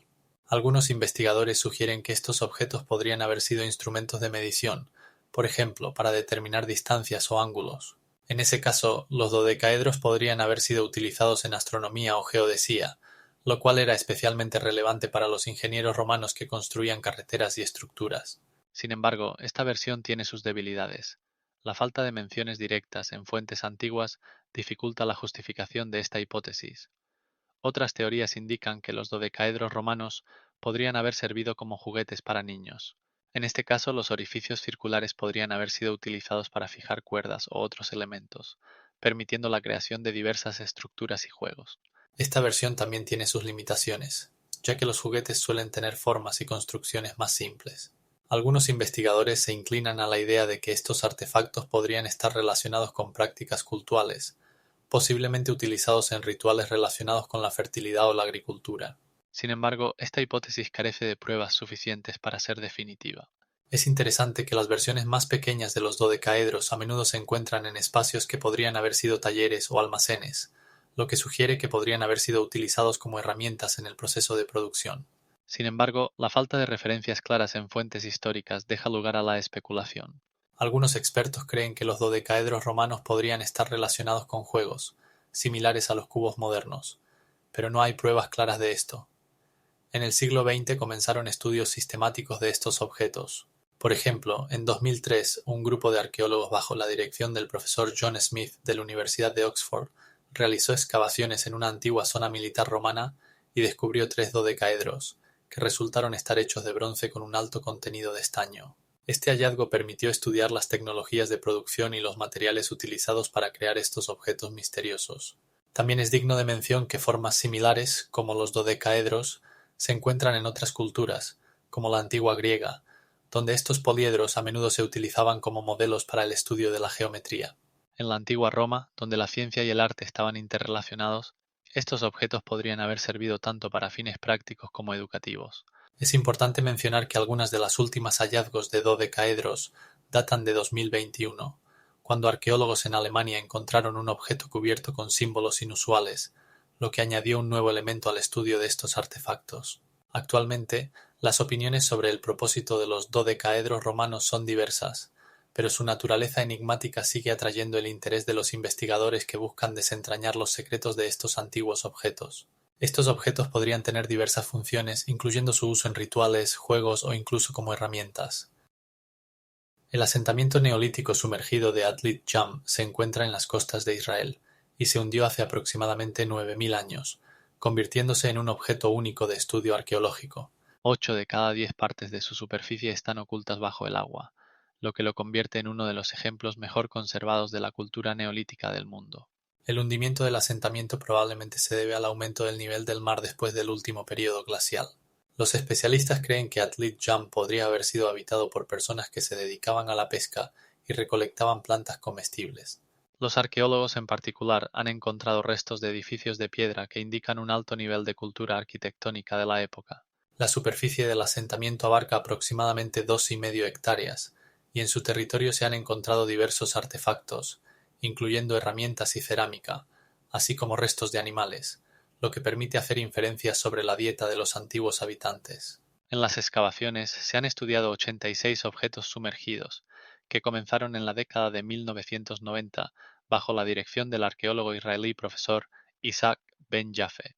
Él y su equipo lograron extraer del agua más de 200 artefactos, entre los cuales destacan cuchillos de piedra, hachas y diversos tipos de herramientas utilizadas para trabajar la madera y procesar alimentos. Uno de los descubrimientos más interesantes fue la localización de estructuras sumergidas que, según se cree, servían como bases para viviendas. Algunas de estas estructuras estaban hechas de piedra, lo que indica un alto nivel de tecnología constructiva. Un aspecto importante del asentamiento es su ubicación. Atlit Jam se encontraba en la orilla de un antiguo mar, lo que permitía a sus habitantes acceder a ricos recursos pesqueros y una variedad de productos marinos. Los estudios muestran que en el asentamiento existían sistemas complejos de suministro de agua y alcantarillado, lo cual es extremadamente inusual para la época neolítica. Además, en el fondo del mar se encontraron restos de vasijas cerámicas únicas, decoradas con patrones geométricos y datadas en el tercer milenio antes de nuestra era, lo que indica un alto nivel de habilidad artística. Estos hallazgos también sugieren que los habitantes de Atlit Jam comerciaban activamente con otros asentamientos, ya que algunos de los objetos encontrados en las excavaciones pertenecen a culturas de otras regiones. Es interesante que en el asentamiento también se encontraron restos de rituales sacrificiales. Los arqueólogos descubrieron huesos de animales que, probablemente, se utilizaban en los rituales. Estos hechos permiten suponer que los antiguos habitantes de Atlit Jam tenían complejas estructuras sociales y creencias religiosas. Otro hallazgo importante fue la localización de restos de antiguas embarcaciones en el fondo del mar, lo que confirma que los habitantes podían moverse activamente por el agua. Como resultado de los estudios realizados, se ha demostrado que Atlit Jam no es solo un lugar de hábitat, sino un importante centro cultural de su tiempo, donde se cruzaban rutas comerciales y se desarrollaba una cultura única.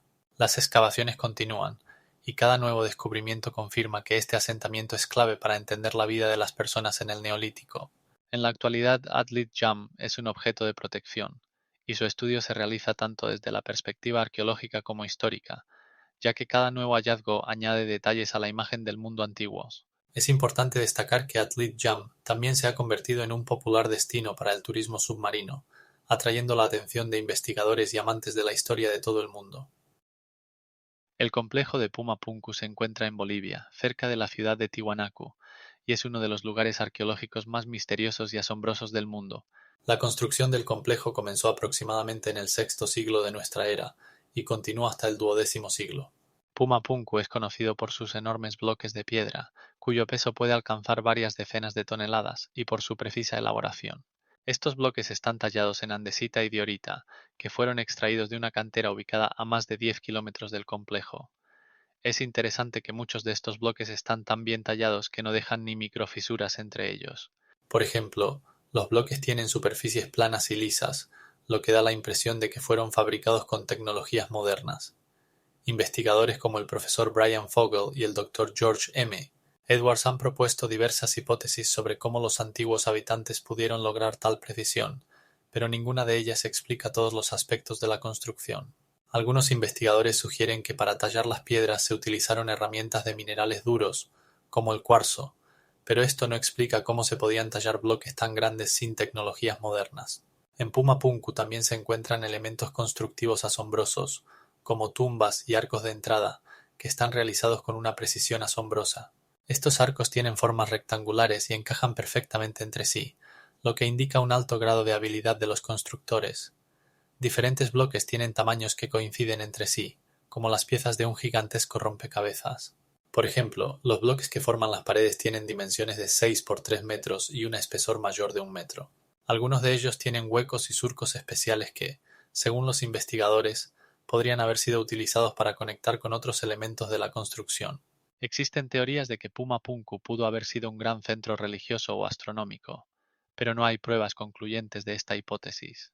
Alrededor de Puma Punku se encuentran otros monumentos, como el templo de Tiwanaku y el observatorio de Kalasasaya, que confirman la importancia de esta región en la antigüedad.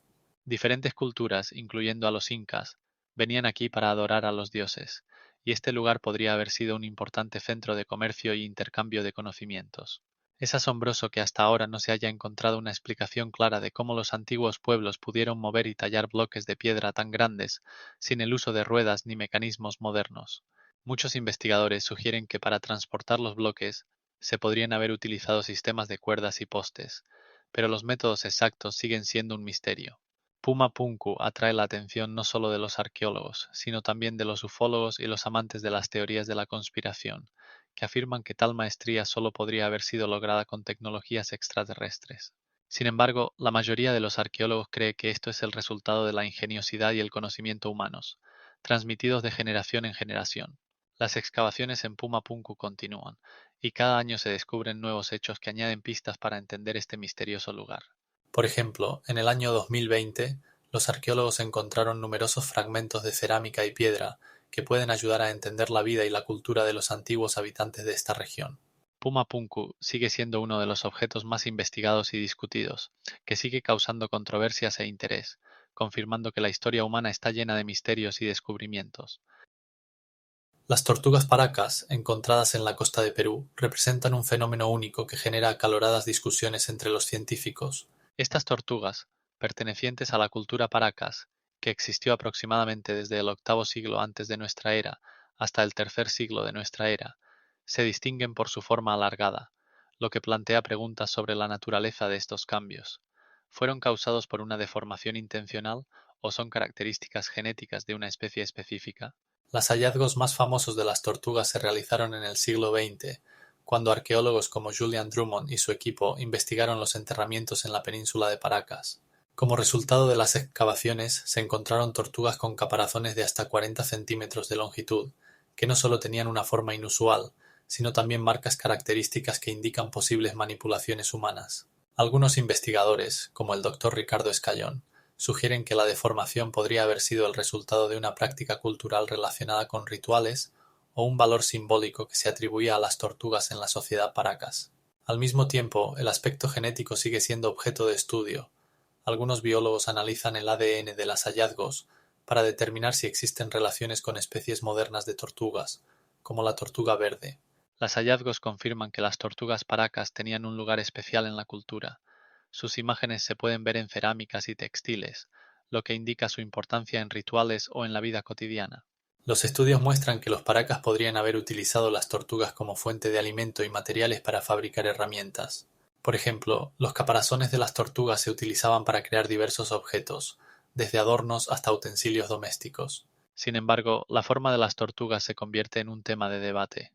Los hallazgos muestran que en algunos casos el alargamiento del caparazón podría estar relacionado con las características del entorno en el que vivían estos animales, mientras que otros científicos afirman que es el resultado de una deformación intencional. En los años 2000, un grupo de científicos de la Universidad de Lima, bajo la dirección del Dr. Eduardo Salas, llevó a cabo investigaciones extensas que mostraron que la deformación podría estar relacionada con los estatus sociales. Por ejemplo, las tortugas con una deformación más pronunciada podrían haber pertenecido a miembros más influyentes de la sociedad. Este descubrimiento añade una nueva capa al entendimiento de la estructura social de los paracas. Además, las tortugas paracas se encuentran con frecuencia en enterramientos, lo que indica su posible valor ritual.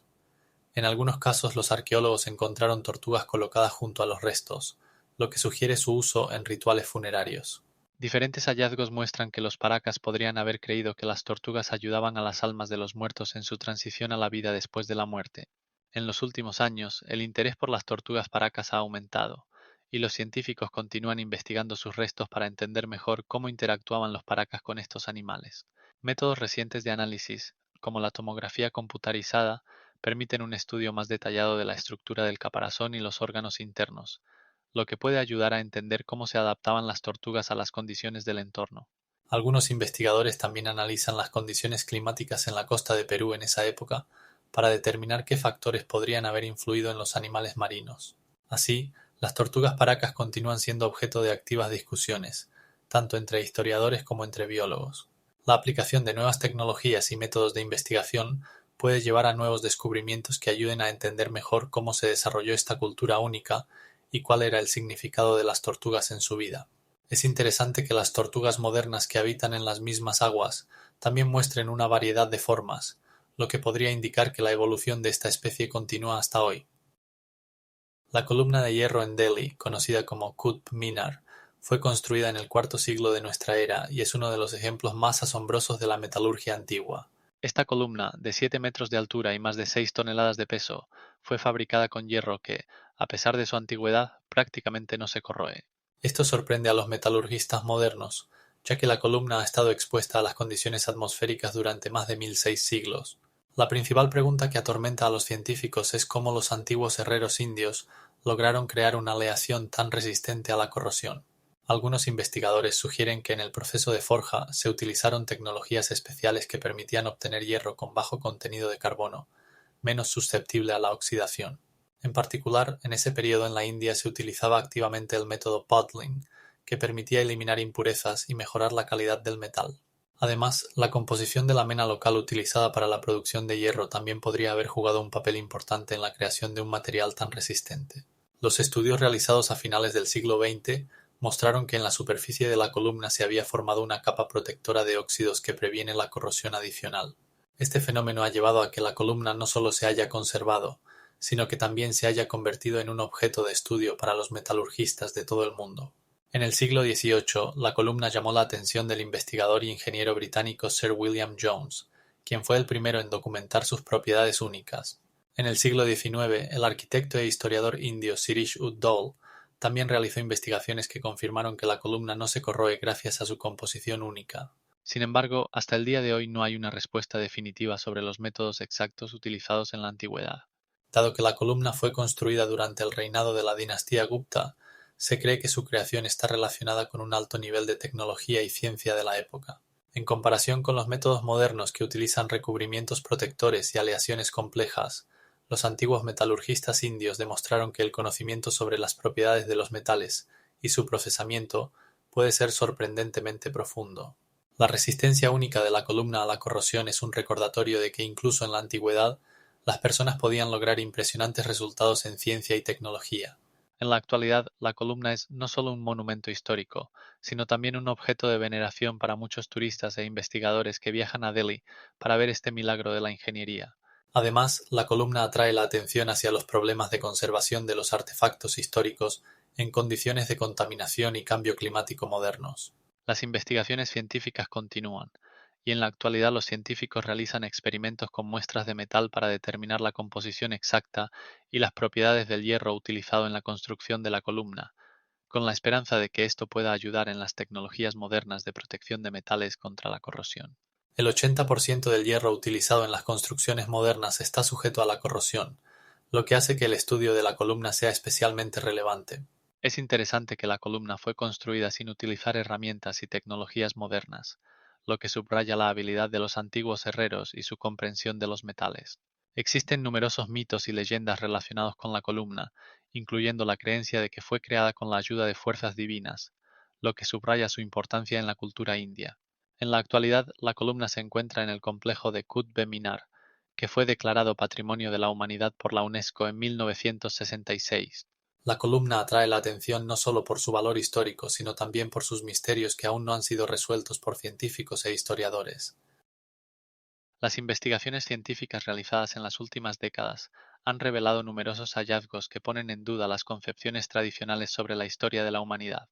Por ejemplo, en el año 2006, arqueólogos descubrieron en China, en la provincia de Hunan, los restos de una ciudad antigua extremadamente bien conservados, datados en el tercer siglo antes de nuestra era.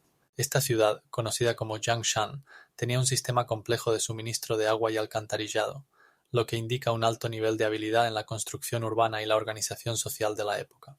En el año 2018, en México, se encontró una estructura de piedra única llamada Piedra del Sol, que según los investigadores podría tener un valor ritual, añadiendo nuevas capas al entendimiento de las prácticas culturales de los aztecas.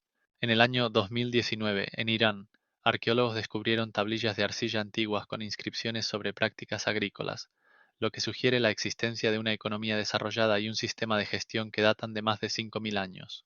Estos hallazgos no solo amplían nuestro conocimiento sobre las civilizaciones pasadas, sino que también subrayan la complejidad de las estructuras sociales que existieron mucho antes de las conocidas imperios.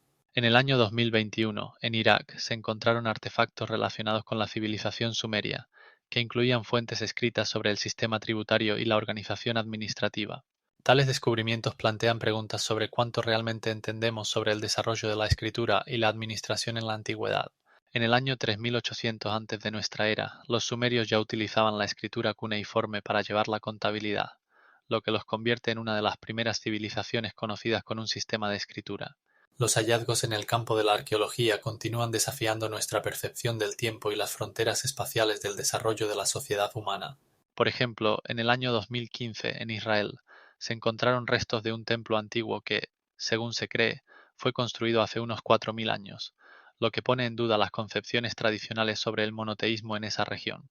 Tales hallazgos no solo subrayan la diversidad de creencias que existieron en la antigüedad, sino que también muestran cuán multifacética es la herencia de la humanidad. En el año 2002, en la isla de Creta, arqueólogos encontraron restos de un palacio relacionados con la civilización minoica, que testimonian una arquitectura y un arte desarrollados hace 4000 años antes de nuestra era. Este descubrimiento confirma que en Europa existieron sociedades complejas mucho antes de la aparición de la cultura griega. La arqueología no solo ayuda a recuperar capítulos perdidos de la historia, sino que también abre nuevos horizontes para entender el intercambio cultural entre diferentes civilizaciones.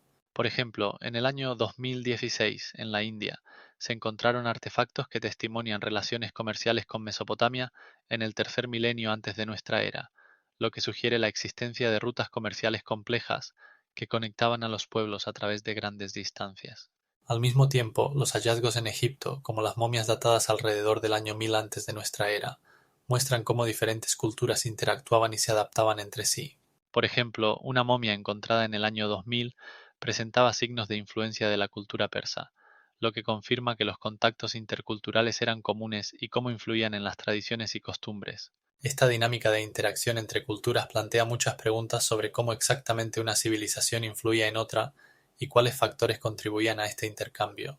Cada nuevo descubrimiento, ya sea en forma de artefactos, arquitectura o fuentes escritas, añade nuevos elementos a la compleja mosaico de la historia humana, demostrando que muchas de las incógnitas del pasado aún están esperando ser resueltas. Por ejemplo, en el año 2021, en Turquía, se encontraron restos de una ciudad antigua que, según se cree, fue abandonada debido a una catástrofe que la destruyó, lo que pone en duda las concepciones tradicionales sobre las causas del declive de las civilizaciones. Hallazgos como estos plantean muchas preguntas sobre cómo la humanidad se enfrentó a las crisis y cómo estos eventos moldearon el curso posterior de la historia. La arqueología no es solo una ciencia del pasado, es la llave para entender cómo nos hemos desarrollado como especie y qué lecciones podemos aprender de nuestra experiencia. Por ejemplo, el estudio de los hallazgos paleolíticos como herramientas de trabajo ayuda a entender cómo nuestros antepasados se adaptaron a los cambios en el entorno.